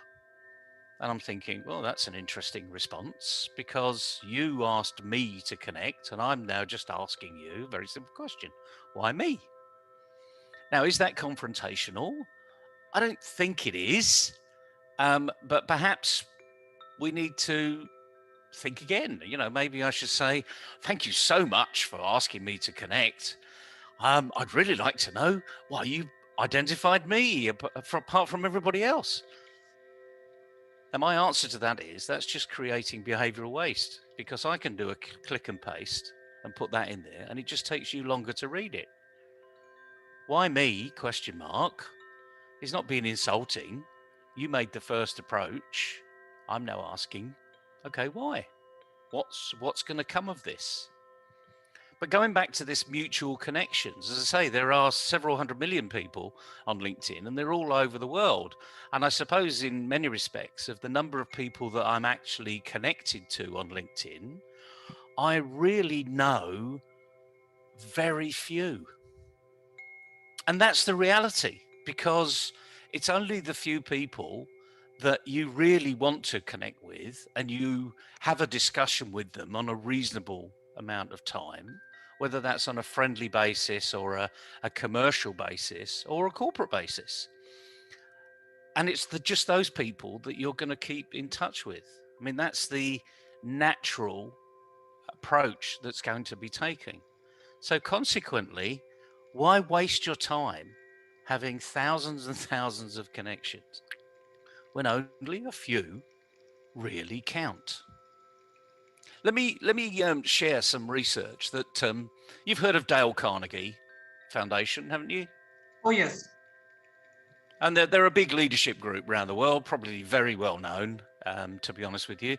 Although there are lots of leadership groups, popping up everywhere these days. But Dale Carnegie are in many respects, quite unique, because one of the very first books that I read, almost cover to cover, was How to Win Friends and Influence People, which was written by Dale Carnegie, I believe, or maybe someone writing for him. And this is on the basis of, in there, he talked about the power of between 5 and 10 people. In other words, your relationship basis. If you've got 5 to 10 people that you have a very good relationship with, and we'll talk about relationship in a second, but a very good relationship with, that's all you ever need to grow a business. It's because it's in some respects, it's the power of one that's been written in recent years. And even now, today's research, which they do every year, says you only need 5 good relationships. And then you will be successful as a business. Sorry, I almost interrupted you. Jump in. So, I just want to have a sort of a debate or a discussion, whatever you call it. See, in LinkedIn, I have 26,000 connections. Wow. And you know them all personally. I know you do. Well, I would say about 70% of them, but still 30% are still a gray area. Whether I knew them, I've forgotten, I don't know, but there are too many people in the first degree.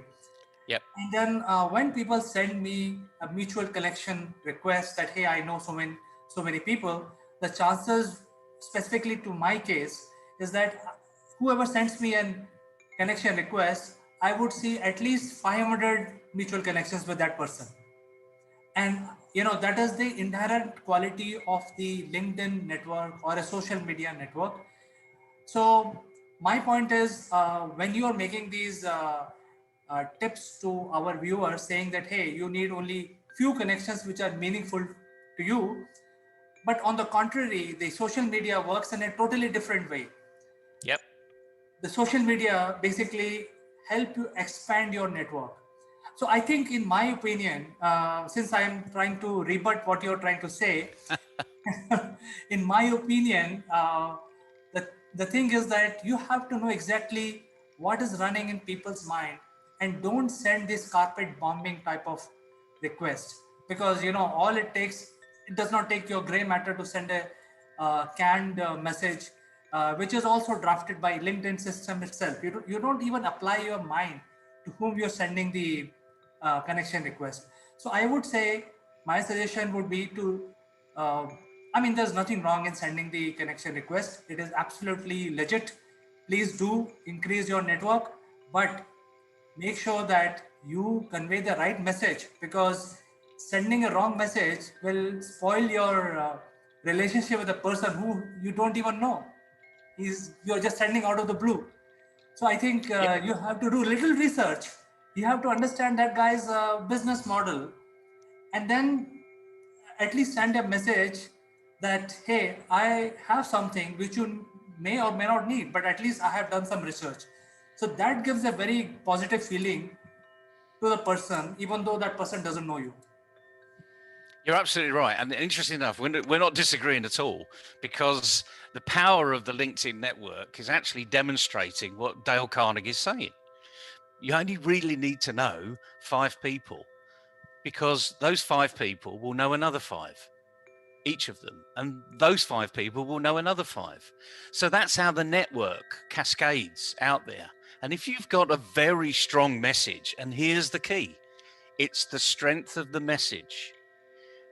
If you've got a very strong message that the 5 people that you're really well connected to like, believe, and are prepared to share, they will share it to the next 5. And then, dependent upon that relationship, they'll share it to the next 5. Or maybe it slips down to 4 or 3 or 2 or 1. So we're agreeing that the power of the LinkedIn network is humongous. We can always see first connections, second connections, and third connections. So there's absolutely no reason why you shouldn't be building your network with people that are related to others. But don't make the assumption that they know each other, because LinkedIn is a network that doesn't actually necessarily promote knowing other people. It's about networking with other people. You only get to know other people once you network with them and you send them a message and you say, hey, how about a discussion? You know, what do you do? So just like you would in a normal networking arena, you go to I'm sure you go to networking sessions. You know, pre-COVID, you and I would have gone to a few networking sessions locally or internationally. I mean, when I'm visiting, I will regularly go and meet the local Lions Club or the local Rotary Club. And I'll ask in plenty of time in advance when these clubs meet and where they meet, and if my itinerary can actually make it so that I can go to that group of people. And the reason for that is I've got fantastic experiences with the Lions clubs around the world. The one that I joined and the one that they were affiliated to. Let's call it the Lion LinkedIn network. And equally, the Rotary LinkedIn network. There are Rotary clubs all over the world. I mean, in my local area, there are 7 within about a 10-mile radius. And there are about 20 or 30 members in each of those groups, and I can go to them on a regular basis. And when you go, you talk about other people. You discuss things, what's happening in your area, you know, what's happening here, what's happening there, and you get to know people. But you've got to make that first break. So, I mean, the one message today is, if you're on LinkedIn and if you're going to grow your network, have a very clear purpose around who you're going to talk to. LinkedIn is a fantastic arena to show you lots of things up front, just like a website, without really knowing that person. And if you're going to sell, well, then sell, you know, just sell right up front. You know, I've got something that you might be interested in, but this is a selling opportunity. And it allows that person to say yes or no. Frankly, I'd much rather people say that rather than, oh, I see you're connected to a lot of people. It'd be good for us to connect with each other. And then the next email you get from them is, thanks for connecting. Here's what we do. A huge diatribe of, we're CEO experts, CTO experts, you know, whatever it is, you know, we're experts in this field. Well, that's great. I mean, but did I ask for this? You know, it's lack of respect for the person you're talking to. You wouldn't do that in a physical networking session. You know, you would walk around with your business card that just goes like a cascade of credit cards that goes, shoop, this is what we do. You know, anyone interested, you know, come and join me. You know, this is what this is for, you know, pop up, you know, an exhibition. You know, this is what we do. Come on to our stand. We're nice people. So there's ways and means of doing all these things, but LinkedIn in particular, it's supposedly a professional network. Well, let's be professional about it. Let's have a proper discussion. So, Neville, I think I understand where you're coming from, and I fully agree with you what you're saying, because these are definitely very, very important tips and very important and critical activity that everyone should follow on LinkedIn. From my experience, I would like to say that LinkedIn is not a platform where you actually sell. You actually don't try to sell anything to anyone, because that is not going to work. And I will repeat your words, Neville. You only buy from people whom you trust. So by sending a connection request and 100 other people mutually will not build a trust on one-on-one basis. You need to spend time with that person so that the trust is built over time. And then only you can start selling. So I think the first, from my point of view, selling is totally out of the window if you're on LinkedIn. What you can explore opportunities are of collaboration. So make your pitch. I think one advice I would like to give to my viewers is the pitch has to be of collaboration rather than selling. So I think they have to put their minds together where they actually come out with a collaborative way of driving mutual benefit from mutual connections. There's no point in identifying mutual connection and try to sell to them. Yeah, you're absolutely right, CK. And this is where I suppose in some respects, some platforms have not been very clear with their purpose. Let's take Facebook. Let's slip away from LinkedIn for the moment. There's Facebook, which is a book of faces. I mean, that's how it started. It was a dating website, effectively, on day one.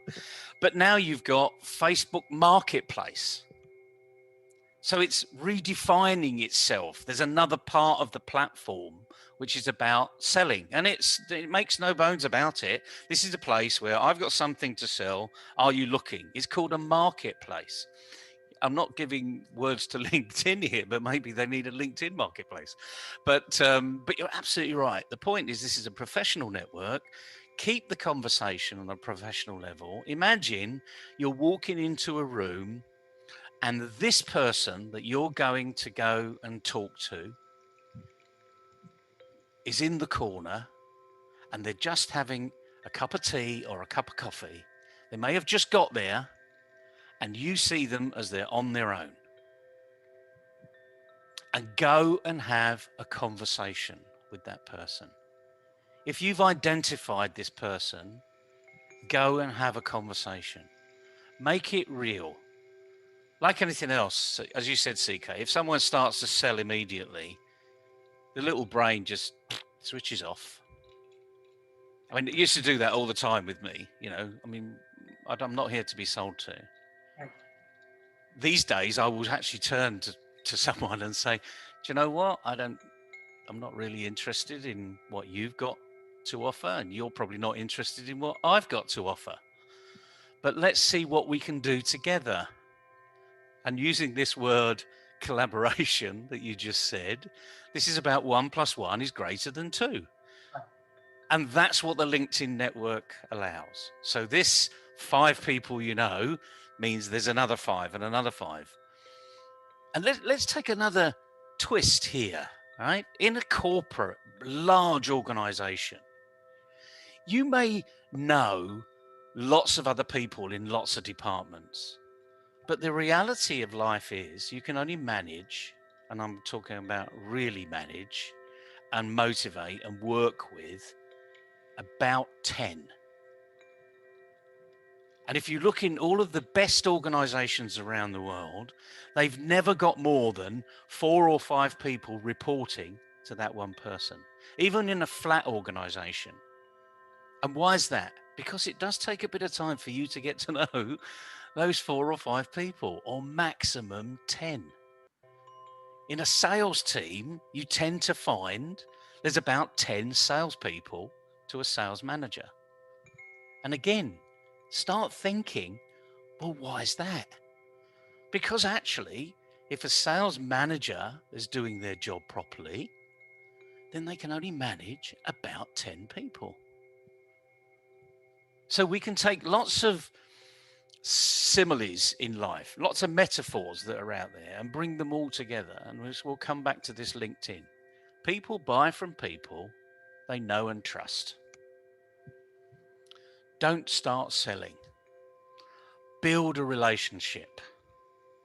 You've heard me say this before, and I'm not the first person to say it, but from contact to contract is 1 letter, and it's the letter R. It's a big word, relationship. Relationship, 4 syllables. And a lot of people can't even get past the first, the relation, you know? Okay, so let's make it simple and just build the relationship. If you don't know how to do it, Google it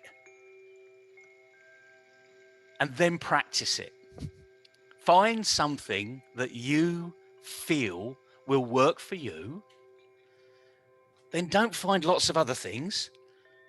If you find one thing and say, oh yeah, that'll work, then go and practice. And keep practicing it until you prove it's working for you, or you prove, actually, I need something else. It's not quite working. I need to go and find something else. And then go and find something else and practice that.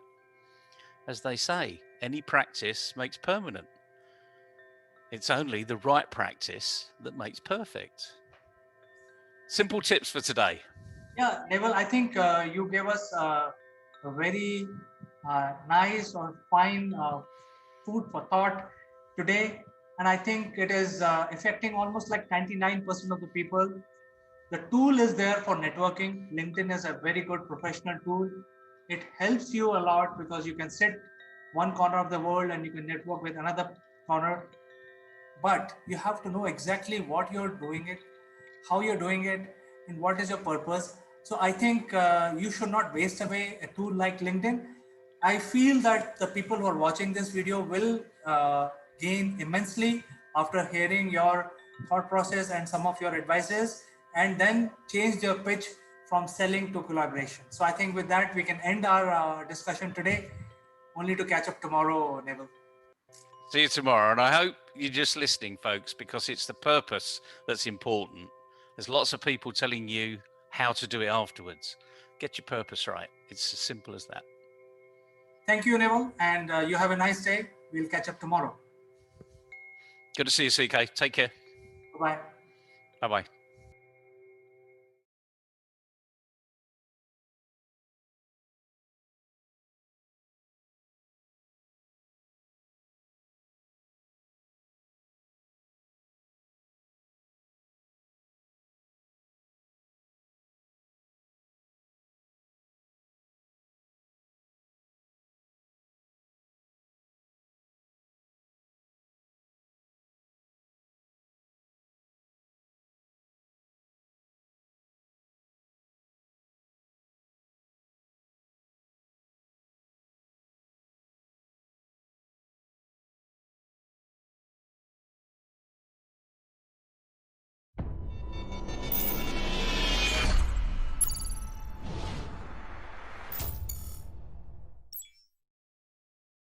Hello friends, this is Akul Mac Live and I'm Chandrakant.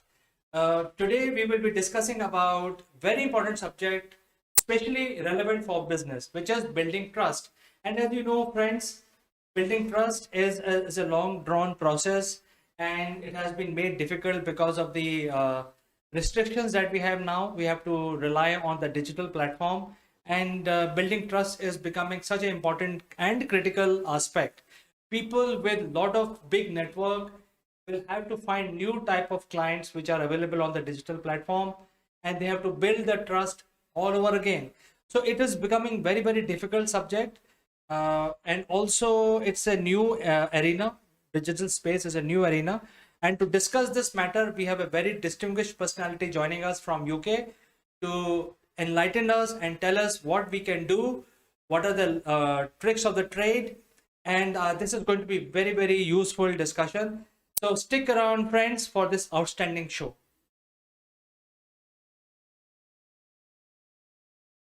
Welcome back friends, and today's guest is Mr. Mike Bradley. He joins us from UK. He is the group CSO of RHF and Scale Up Arena, and topic of our discussion is how do we build trust, especially in post-COVID era. So Mike, welcome to the show. Good afternoon to you, Chandra. Good to speak to you. Good to see you as always. Mike, I'm not on a boat, by the way, just in case you wonder if I'm actually on the boat at the moment. Well, Mike, I can imagine that because yachting is very difficult and you can't be sitting so quietly. Exactly. But it's a very nice background, Mike. It is. It's called the Needles. You can see them in the distance there with the lighthouse. It's on the Isle of Wight. It's one of the main points on the Round the Island race, which is a 150-year-old sailing race that goes on once every year. Didn't happen last year because of COVID, but it's happening this coming Saturday as it happens. And I shall be observing it from a rib, which would be quite fun.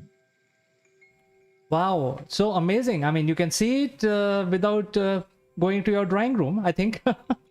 Yes, well, I did actually do the race once. I was on a boat in 2008. I was, one of the obedient crew, like pull this rope now. So I would pull the rope and wind this, wind that, unwind that. It was all good fun. But this time I'll be on a rib, which is also quite fun because you speed across the water, get to that particular point there, and then it starts with a trickle of boats coming through, and then all of a sudden there's an absolute horde of them. Because there's actually, the year I took part, there was 1,800 boats. And this, on that norm, I think the year before last, it was 1,500 boats. So it's a massive race. So talking about being a good crew, you mentioned, I think today's subject is also very apt for taking this forward. And the subject is, how do we build trust? Because for any businessman, trust is the most important thing, and especially now because of the lockdown and quarantine, and you can't meet the people, etc. And other situations, business has moved digital, and building a trust on the digital platform is a totally different ball game. So we would like to understand first, what is the importance of trust and how do we build it in today's context?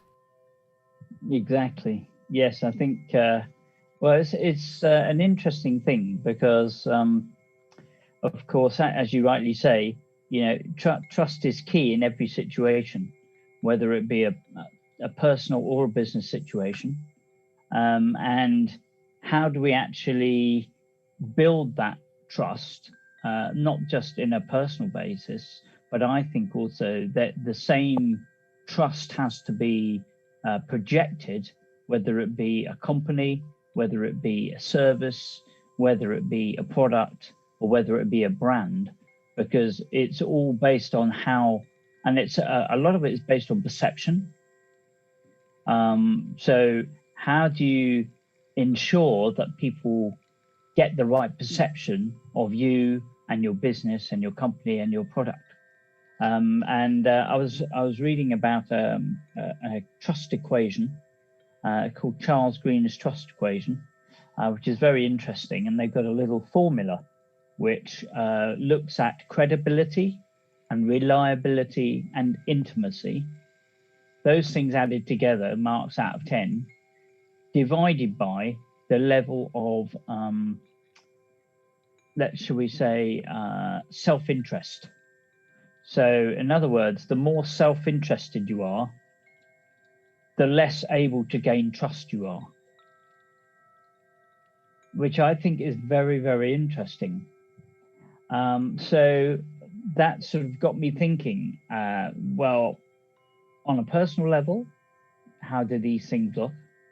Also on a person-to-person level, if you're selling to a founder or a CEO, obviously you've got to convince them, but also it becomes slightly more complicated, I think, if you're looking at a team and you're trying to sell to a whole board or to a whole group, because you actually need to ensure you've built this trust with at least the majority of those people. And that can sometimes be very tricky, I believe, within a business environment, whether it be online or offline.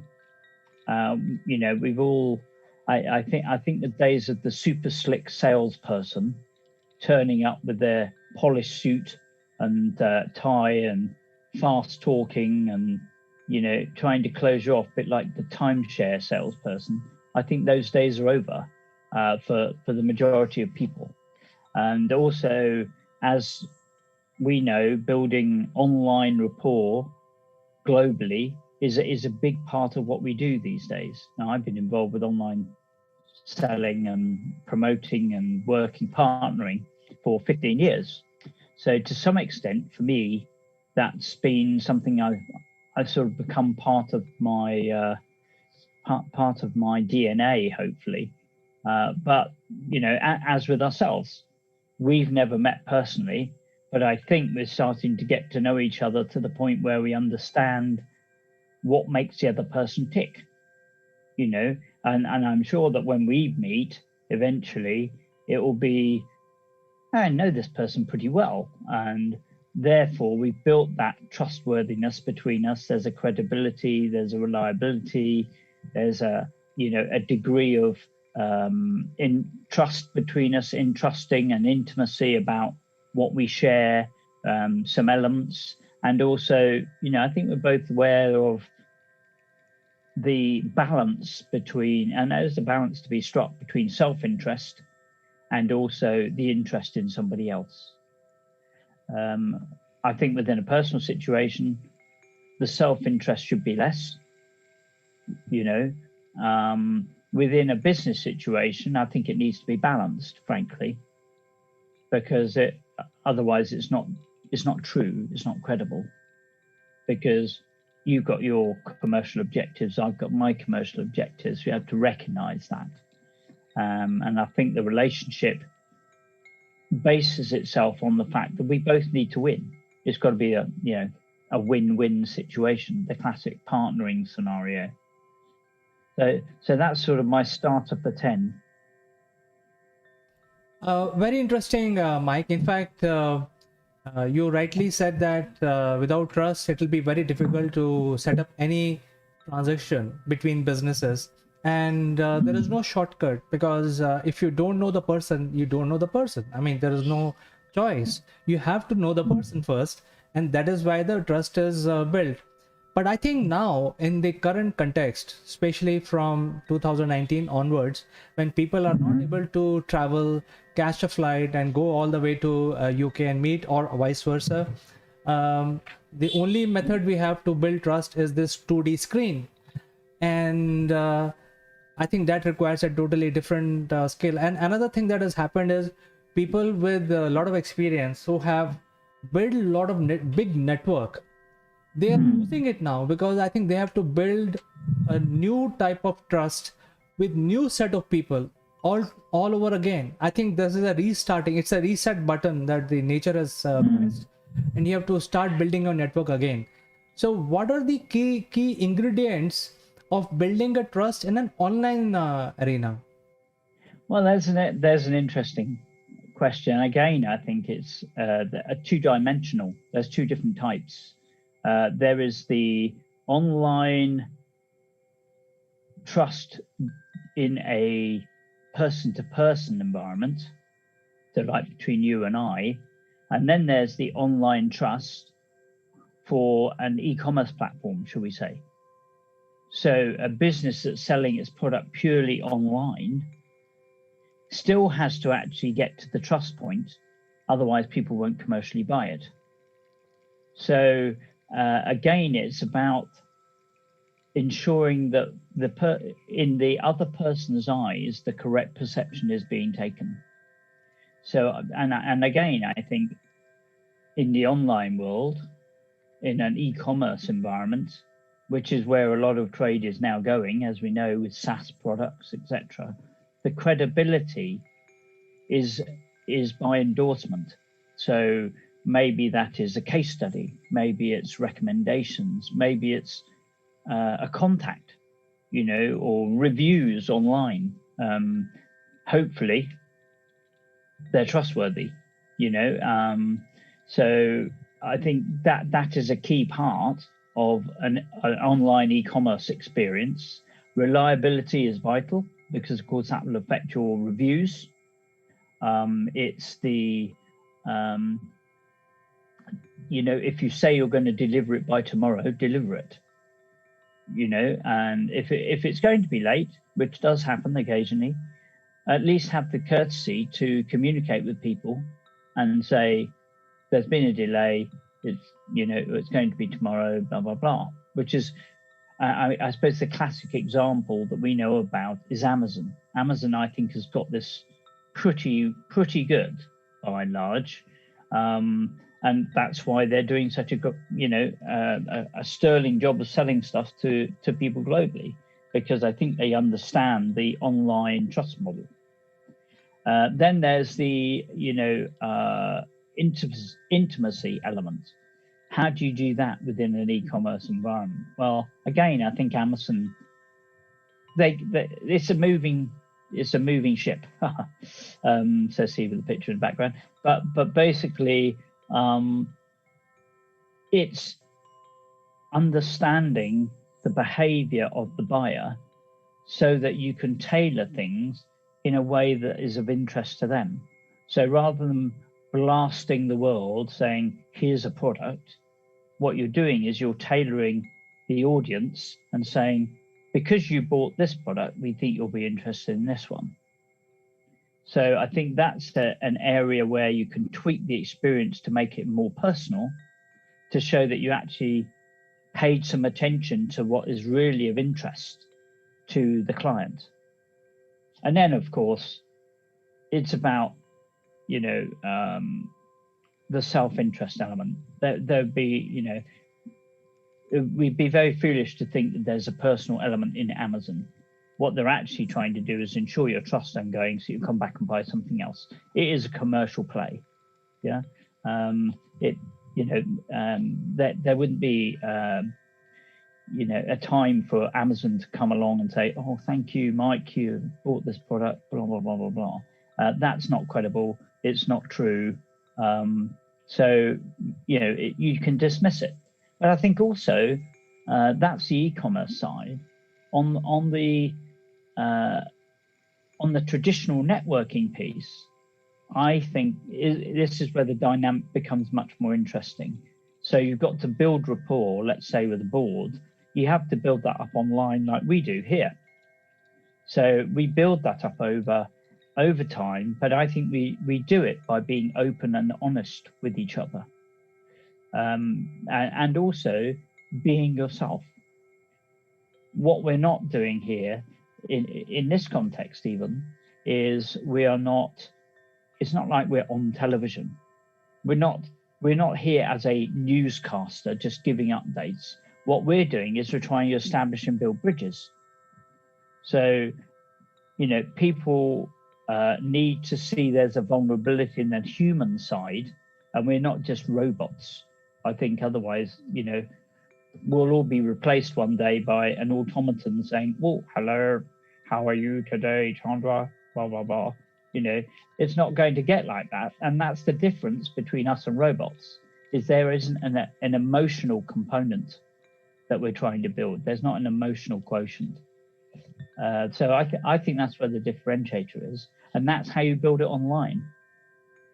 Is, you know, we open up about our circumstances, our challenges with COVID maybe, or challenges with our business, and we share together and create, and we try and help each other with the challenges we face. And even better, try and help each other with the deals that we want to get, so that we all live and eat and put food on the table, roofs on our head, over our head even. Well, I think you mentioned two very important points. One was Amazon. And, you know, when I think of Amazon, one or two things flashes my mind. One is that Amazon is such a strong, trustworthy brand that multiple layers of people are working without even thinking about it. For example, sellers are selling, buyers are buying. Then there is a whole delivery mechanism which are actually distributing to unknown people. Then this last mile delivery, that person is totally not emotional about actually delivering, like a postman. You know, postman used to be very emotional person. You know, that person will go door to door. But these guys are not emotional. They will just deliver, follow a protocol and do it. And in case you want to return your merchandise, whatever you purchased, there'll be a return process. So because of one brand which has built a trust, so many different types of activities going on without even thinking, because they totally trust the brand. But I think you also mentioned very, very important critical subject about self-interest. And when we talk about self-interest, the key issue that comes to everyone's mind, yours, or everyone in the world, even animals, is to do self-preservation. So if that is the underlying thought of self-preservation, how we can ignore self-interest when we are actually building a trust? Is there a mechanism which we can use to build a trust and ignore self-interest? I think that comes down to being true and open, and also recognizing right from the start that Everybody has to have some degree of self-interest, and those people who say that they're not interested in doing things themselves, I don't believe them. So again, trustworthiness depreciates if you say, I'm not really interested in what's in it for me.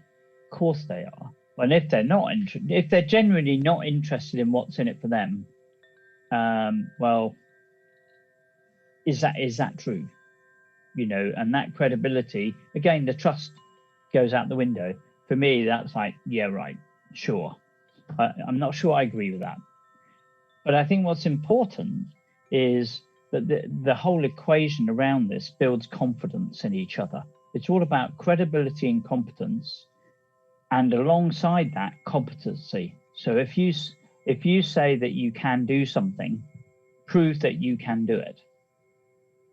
If you don't prove your competency, that affects the confidence level. That also affects the credibility of your argument or your product or your pitch, because it's fair to say with a new business, this is a new business, we've got this new product, and ideally, as part of that new business, you will be identifying some beta test clients who will work with you to actually refine your solution so that it's credible to others.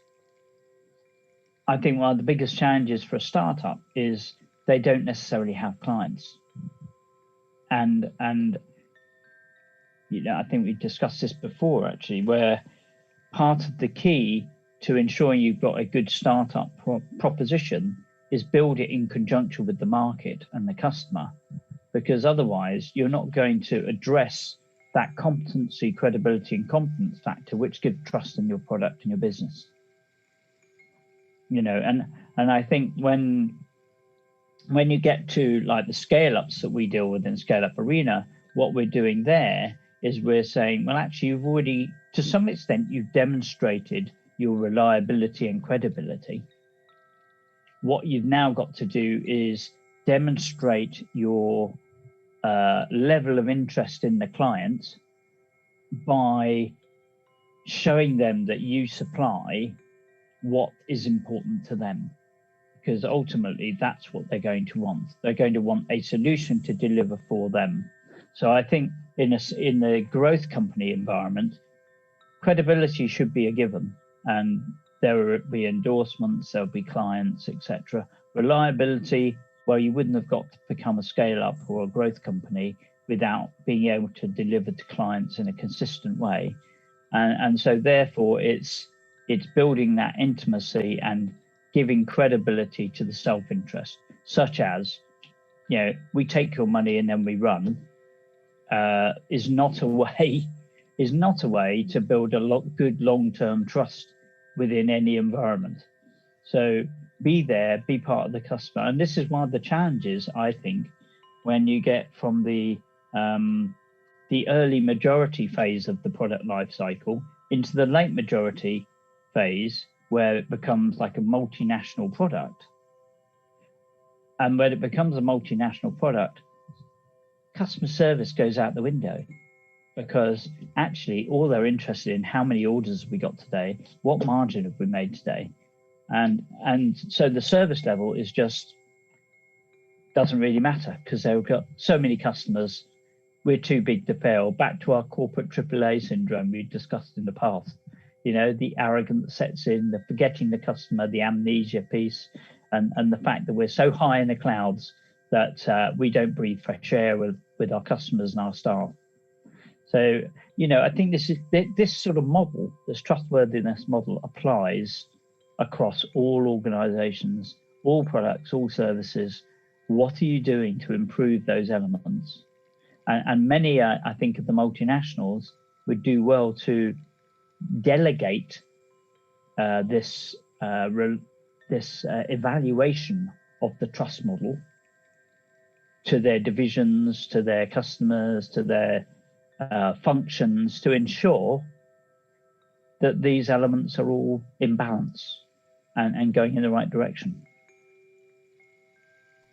Well, I think, in my opinion, the trust building over digital platform has become the center stage of any business development activity, whether you are a large corporation or a SME or a startup.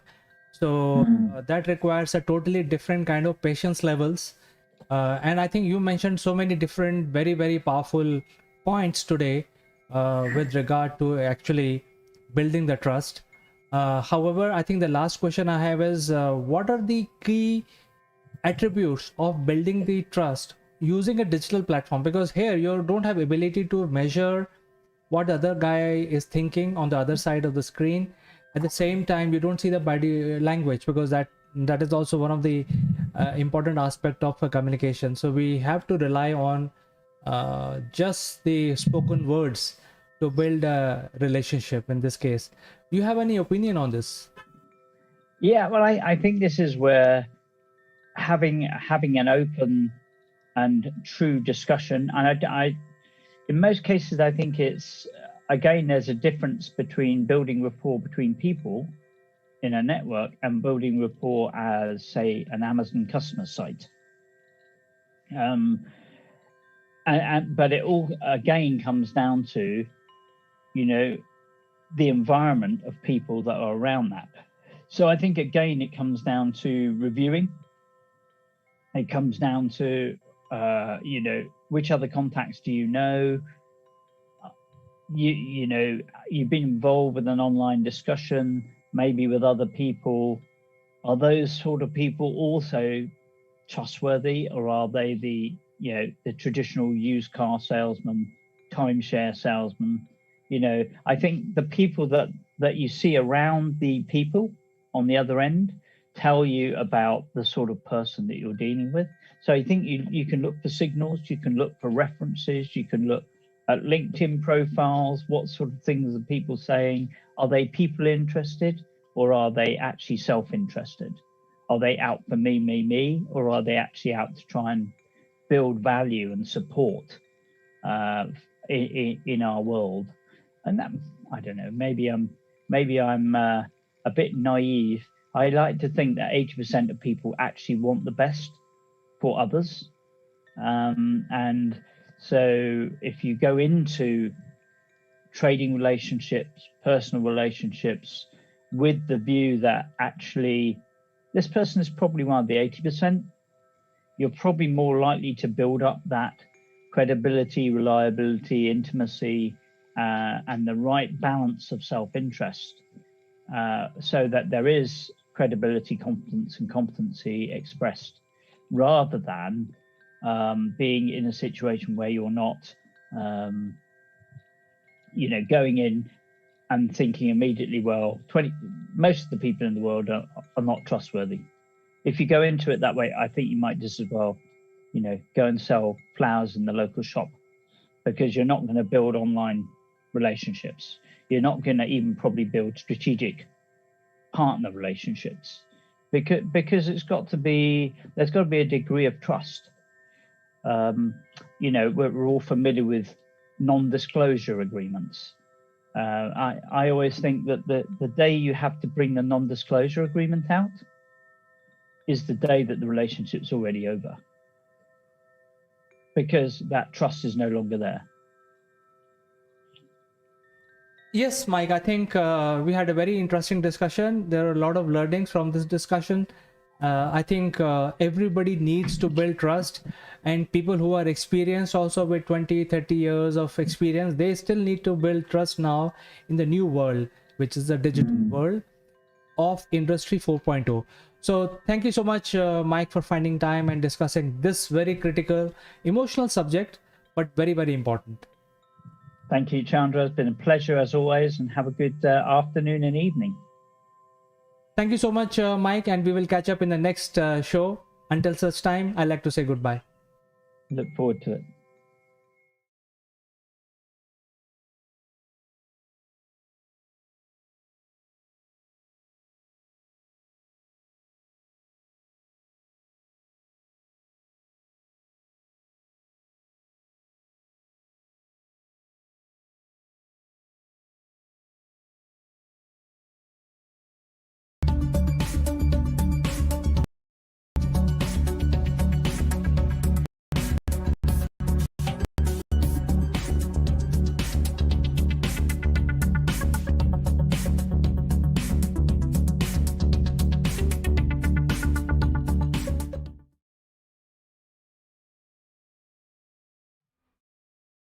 Hello, welcome to Akulmek Live. I'm Kanchan Verma, and today, the Active Monday, and today we have expert.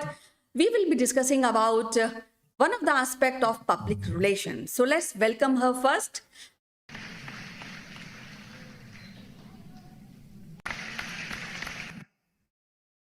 Welcome to the show, Ritu. How are you doing today? Thank you, Kanchan. It's so nice to be back here again on your show on Monday, and I'm absolutely fine. Thank you. Well, today is Monday and very lovely day because it's raining outside, and when it is rain, you sit down on a chair and think of an idea, right? And when we think of an idea, that means we are also want our idea should be accepted. So how we can do? Can we really do? Can we really do any propagation of idea through public relations? Of course, we can, spread the idea among the masses. We can spread the idea among the set of people who are a target audience. And public relation is just right to do that because, in public relation, we identify the idea that has to be given to the public. Then we decide a storyline. And on that particular story, with a proper marketing strategy, we spread the idea to the people. For example, I would say there once upon a time, I'm talking about way back from mid 90s till 2010. There was an idea which was spread among the public that they should get their kids till the age of 5 years. The kids should get pulse polio drops taken every month. So there was this pulse polio campaign which was going on, and so a story was woven around the idea where Mr. Amitabh Bachchan was taken as the brand ambassador by the government of India. And he was just the right choice to let people know that why pulse polio is required, why should they give pulse polio to their kids. So because Amitabh Bachchan is a very well-known face in India, he still is a very well-known face, and people, they could relate with it. So if you have to spread an idea, you should always decide your PR campaign accordingly. Well, definitely you have put forward a very popular campaign which was done for pulse polio. But now the question arises that once we are talking about business or any company, and if they want to start a surveys and there's an idea, so what are those pillars we can use, especially when we are talking about public relation? What are those features we should look into? And are those features and policies are critical to spread the idea? Can we do that through public relations? Yes. Through public relations, we can spread the ideas. And it is always good that whatever idea we want to spread and to whosoever the target audience is, we should always do a research work, a complete research work. A project should be made. And accordingly, people should be given forms or they should be given some kind of situation and where their feedback should be jotted down. And accordingly, one should decide, the organization or the company should decide the plan to move ahead.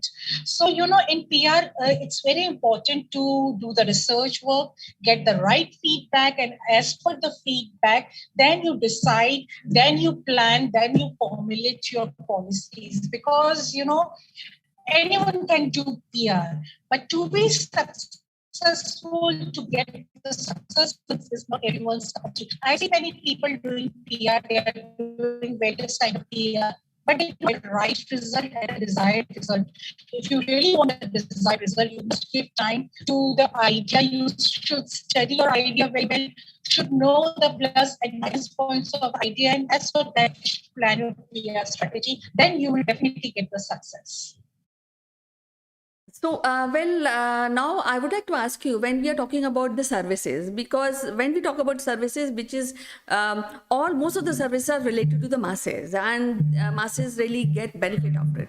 But when we are also talking about the product. So the strategy for product idea propagation and the service idea propagation, are they different? And the different measures are taken in public relations?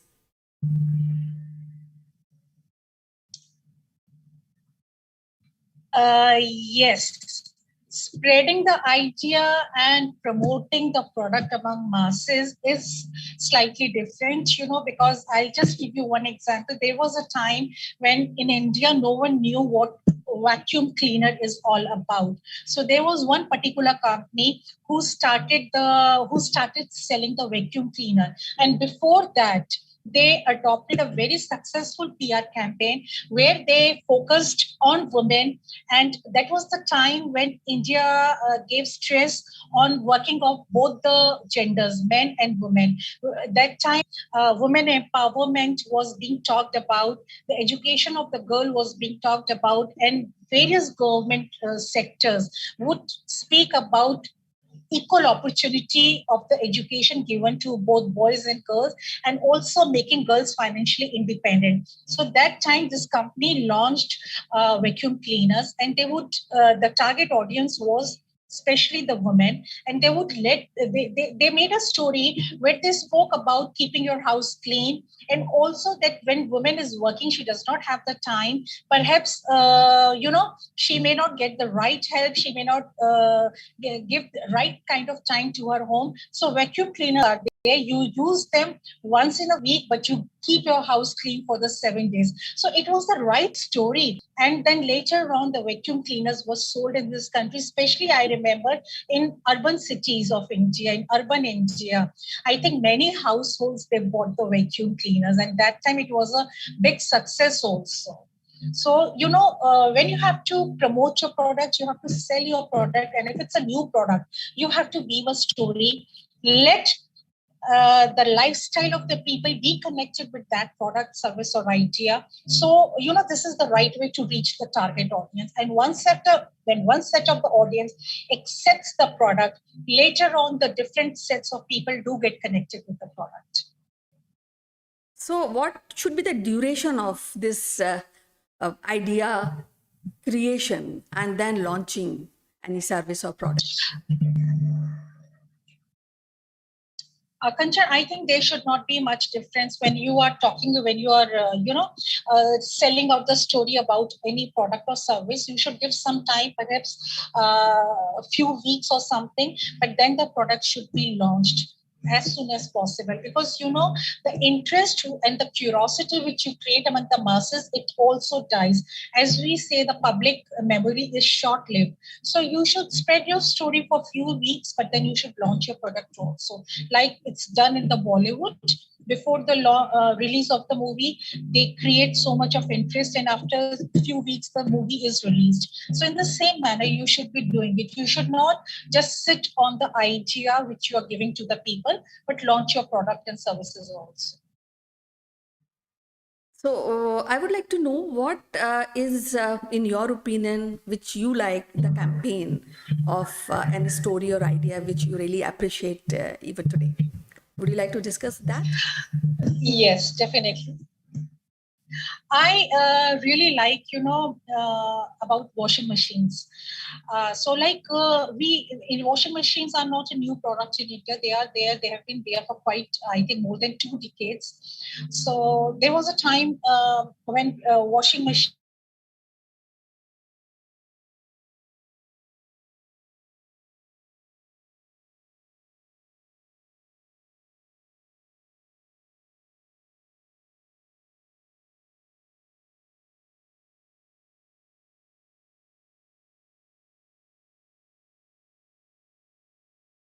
I was just talking about how this public relation can be in idea propagation, how it can help. So yes, that gives me something. Ritu, please go ahead.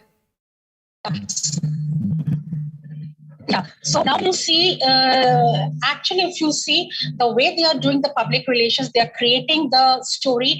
Is right now the washing machine companies, they talk about giving responsibility to the men also. They do not focus on women. They do not speak about women using the washing machine, but they definitely show that men are using the washing machine. So I think it's a very right kind of a thing. They give focus on the automatic washing machines and how men are comfortable using the washing machine, how men are comfortable doing their responsibility towards the domestic cause. So it's a change in the idea. Initially, the target audience of all the washing machines were women. Now the target audience is not the women in the family, but the men in the family. So I think that I really love this kind of campaigns which are created. And, most of the time they do not talk to you that you should buy the washing machine, but they talk about the equal responsibility in the house. I mean, equal response, men and women sharing the equal responsibility, but nowhere they are making a sales pitch, but they are selling the idea. What a wonderful idea, because that really is awesome. And I just think and visualize kind of public relation campaigns which is being done. Though today there was a little glitch while recording, but as usual, this is a very wonderful discussion regarding public relation and using this public relation in idea propagation. So Ritu will be meeting again with some more thought-provoking idea next time in public relation. Till then, bye-bye and you take care. Thank you so much. Bye-bye and we see each other again. Thank you so much. Thank you.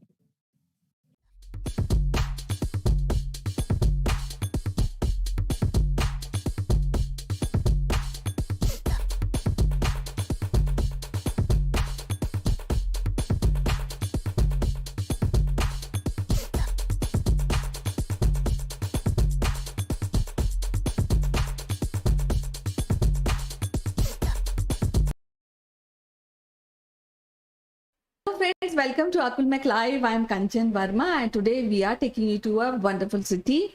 And to discuss this, we have a special guest on this show. So stick around to this episode till the end. You will get more information and you will enjoy this show.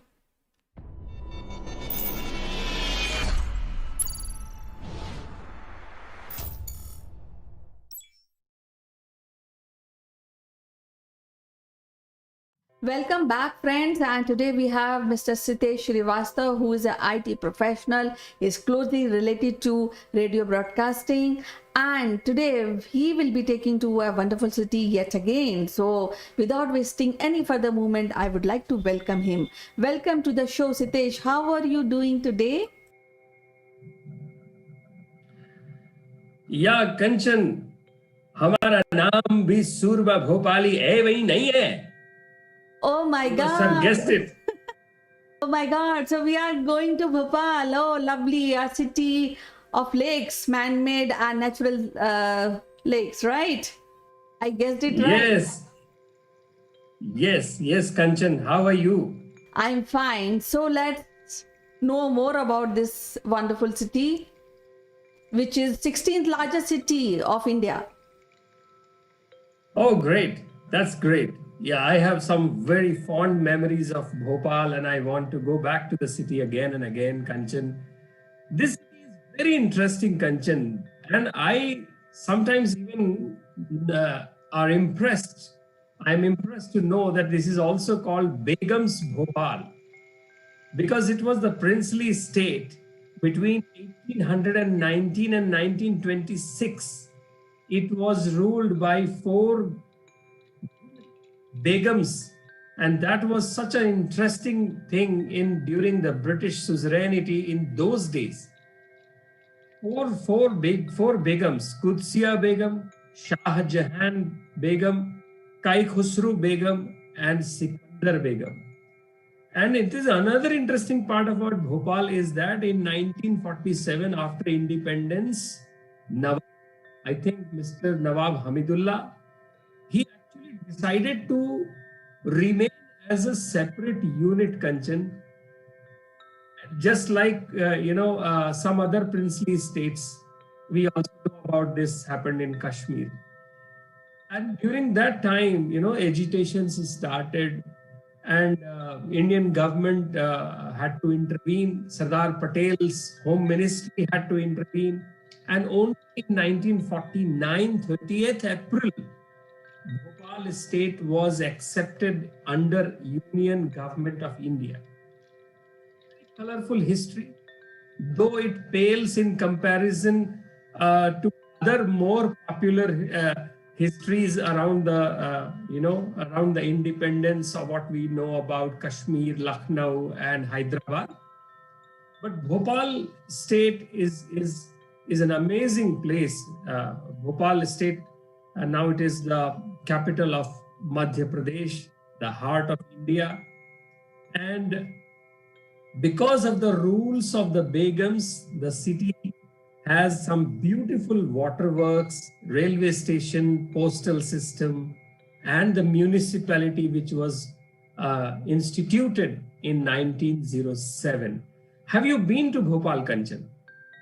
Somehow I missed this city because I went till Indore, but somehow I was not able to go to Bhopal. But that is again in the wish list, and time and again every week you come and tell us about the wonderful cities of the world, and in that process I always, while talking to you, think that now it is over, too much of social distancing, I must plan a visit to all these cities which we are talking about. Yes, so what we are talking about Bhopal, and what are the places we can or I can visit? Well, Bhopal is a tourist's delight, not in terms of the popular tourist places that we know, but it is a tourist delight from the perspective of interesting lakes around the city. Upper Lake and the Lower Lake, and in between there is the Bhopal city. One is the old Bhopal city, one is a new Bhopal city. And the old Bhopal city has got all the old world charms of the bazaars, the galleys, the alleys, and the markets, and the smell of the biryanis, just like your Hyderabad, Kanchan. And the new city of Bhopal showcases about the modern development, some good malls, some great infrastructure, architectural wonders. So it's a place where you find the old world, medieval world, and the modern world all together at one place. It's also a city with a great Hindu-Muslim fraternity, brotherhood that is seen in the city. Because of Bhopal's connection with the Begums, as I said, and also the founder of the city, somebody called Dost Muhammad Khan, who was in the armies of Aurangzeb, and after the Aurangzeb's demise in 1707, he came towards the Bhopal region and took up a place over there, and then he helped the local Malwa queen and the Malwa kings, and finally he took up that area which today we know as the Bhopal city. So and also after the independence, it was the second largest state, Muslim-led princely state after Hyderabad, Kanchan. So a lot of great traditions are there, a lot of connections are there. For me, it's also sometimes a great Bollywood connection. The in-laws of our mega star Amitabh Bachchan, and also I believe a connection with the Karishma Kapoor and Sharmila Tagore also is seen in this city. So this is an amazing city, great place, great food, good festival, Diwali and Eid, and it's a great place for peaceful life. As you can see in the background, it's a scene from one of the lakes of the city of Bhopal. Well, I really tempted to go this city because you mentioned about the rich culture, and you also mentioned about great food offerings which is done at Bhopal. So, what are the places that in 1 week a person can cover once he plans to visit Bhopal? So, Kanchan, Bhopal is very, very well connected within the India's railway network, within the air network. It has, Bhopal railway station, the Habibganj railway station, that is also the headquarters of the Western Central Railway, and Raja Bhoj International Airport. So, well connected, the heart of the city. Sometimes I feel that given the threats we have from our neighbors, why don't we have our one of the capital in Bhopal? It's safer from all the places that we currently know. And somehow I feel it is even safer than Delhi, especially from the military perspective. Great places from the Indo-Islamic architecture like Tajul Masjid, Taj Mahal Palace. They are like Indo-Islamic and the European styles. My favorite place, Kanchan, is Bharat Bhavan, which is a cultural headquarters, you can say, for Madhya Pradesh. It has got a cultural center, it has got auditorium, amphitheater, and lots of theater and the film festivals happen at Bharat Bhavan. A very, very favorite place. Then there is a one Vihar National Park is there, and one must also see some of the great temples in and around the city. And this city never fails to impress at how this city lived through the volatile periods of history during the Mughals, during the Deccan Wars, during the British Empire, and still the city feels very, very peaceful, very, very rooted in the traditions. I also remember one thing, one place called Rashtriya Manav Sangrahalaya. So it's a kind of a museum for the humans. Bhoj Talab, largest man-made lake in India. Only city to be ruled by the Begums of Bhopal for over 100 years. And it is the city of lakes for its natural and artificial lakes, Kanchan. So believe me, you will never get bored in Bhopal. Definitely, when you mention about the rich culture, I'm sure I can really visualize the kind of people on day-to-day basis, how they react to the tourists and how the strong connections they have with each other in the city. And I can very well visualize because I've seen it in Lucknow. So that is something which I really appreciated. Now, yes, rasgulla is one of the favorite dish in Madhya Pradesh. So what cuisine Bhopal offers to the visitors? Well, Kanchan, to be frank with you, I'm very, very impressed by the Mughal cuisine that I have tasted in Bhopal. Equally, I am in awe of the vegetarian food, and Bhopal offers a mix of both. And sweets, special sweets which are found in the Madhya Pradesh can be found in Bhopal. It's a great place to have,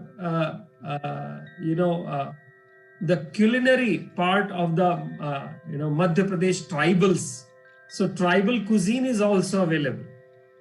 And therefore, Bhopal may not have been a culinary capital just like Hyderabad, but it has its own unique sweets, vegetarian and non-vegetarian food, and simple food. And one side it is very rich, especially on the biryani side. One side it is as what you call sattvic food that is available across the town, across the 80 square kilometer of the city. Bhimbetka Caves is a great place, 35 kilometers outskirts of Bhopal. It is a UNESCO World Heritage Site. And people also say, the legend says that Pandavas also chose it for their hiding in their exile period. And next time when I go to Bhopal, I will also try to visit Bandhavgarh National Park, Kanchan. Well, definitely I'll have all wishes that we all plan to go Bhopal and enjoy its culture, its cuisine, and visit places at Bhopal. So what is that one place which you really appreciate so that we can share your experience with our audience? Well, Kanchan, Bhopal is also a very modern city. It is home to one of the biggest industrial houses in the country, DB Corp, which is Dainik Bhaskar Group, also which is called Dainik Bhaskar Group. It's almost like a 17 billion rupees in business conglomerate. We all have a Manjul publishing house, which actually converted the Harry Potter series in Hindi. It's also a place for Bharat Heavy Electrical Limited plant. There is a Mandi Deep Industrial House, a suburb is there, which boasts something like Hindustan Electrographic, HEG, and Lupin laboratories. And the international airport is, what I understand, is connected via the Jeddah, Saudi Arabia, which is used during the Hajj timings. There are some great institutions in the city. Indian Institute of Forest Management, the only one, I am told, the only one institute of its kind is there. Indian Institute of Science, Education and Research, All India Institute of Medical Sciences, AIIMS, Bhopal is there. Indian Institute of Information Technology is there. There's a hockey team in the city called Bhopal Badshahs. They play in the World Hockey Series, Kanchan. And mall, DB City Mall, one of the biggest there. One of the biggest marketplaces, New Market. So yes, so Kanchan, for your shopping, sari shopping, jewelry shopping, New Market, and for your high-end shopping, you must visit DB Mall. Important is also to know about the people of this city, Kanchan. A great repertory of these people: Shankar Dayal Sharma, our 9th president; Javed Akhtar, Najma Heptullah, Raghuram Rajan, 23rd RBI governor; Paul Srivastava, professor of management at the Pennsylvania State University, and many more. House to Jaya Bhaduri, home to Jaya Bhaduri. So this place never leaves you unsurprised about itself, and that is the great place Bhopal is. I would like to also think that I think Daulatabad is not very far. The historical place Daulatabad, where one of the Nawabs, before tried to move the capital, and we have a famous Hindi phrase, Dilli se Daulatabad tak. So yes, Kanchan, we must visit Bhopal.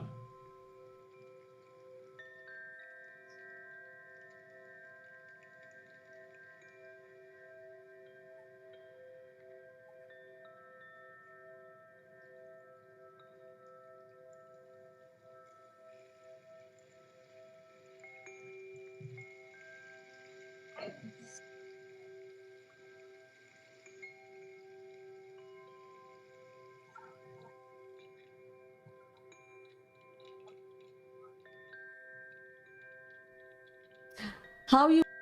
As I said in the beginning, Kanchan, once again, हमारा नाम भी सूरमा भोपाली है वही नहीं है. Okay. So that means you are quite impressed by the language and the way, the traditions of the Bhopal. So as usual, it is so wonderful to talk to you. Any last thoughts about Bhopal? Kanchan, the city is a promising city, modern city, but a peaceful city, Bhopal. So thanks for sharing your thoughts and your experience with this wonderful city, Bhopal. So we'll be meeting again with some other great city of the world. Till then, bye-bye and you take care. Shabba khair, Kanchan.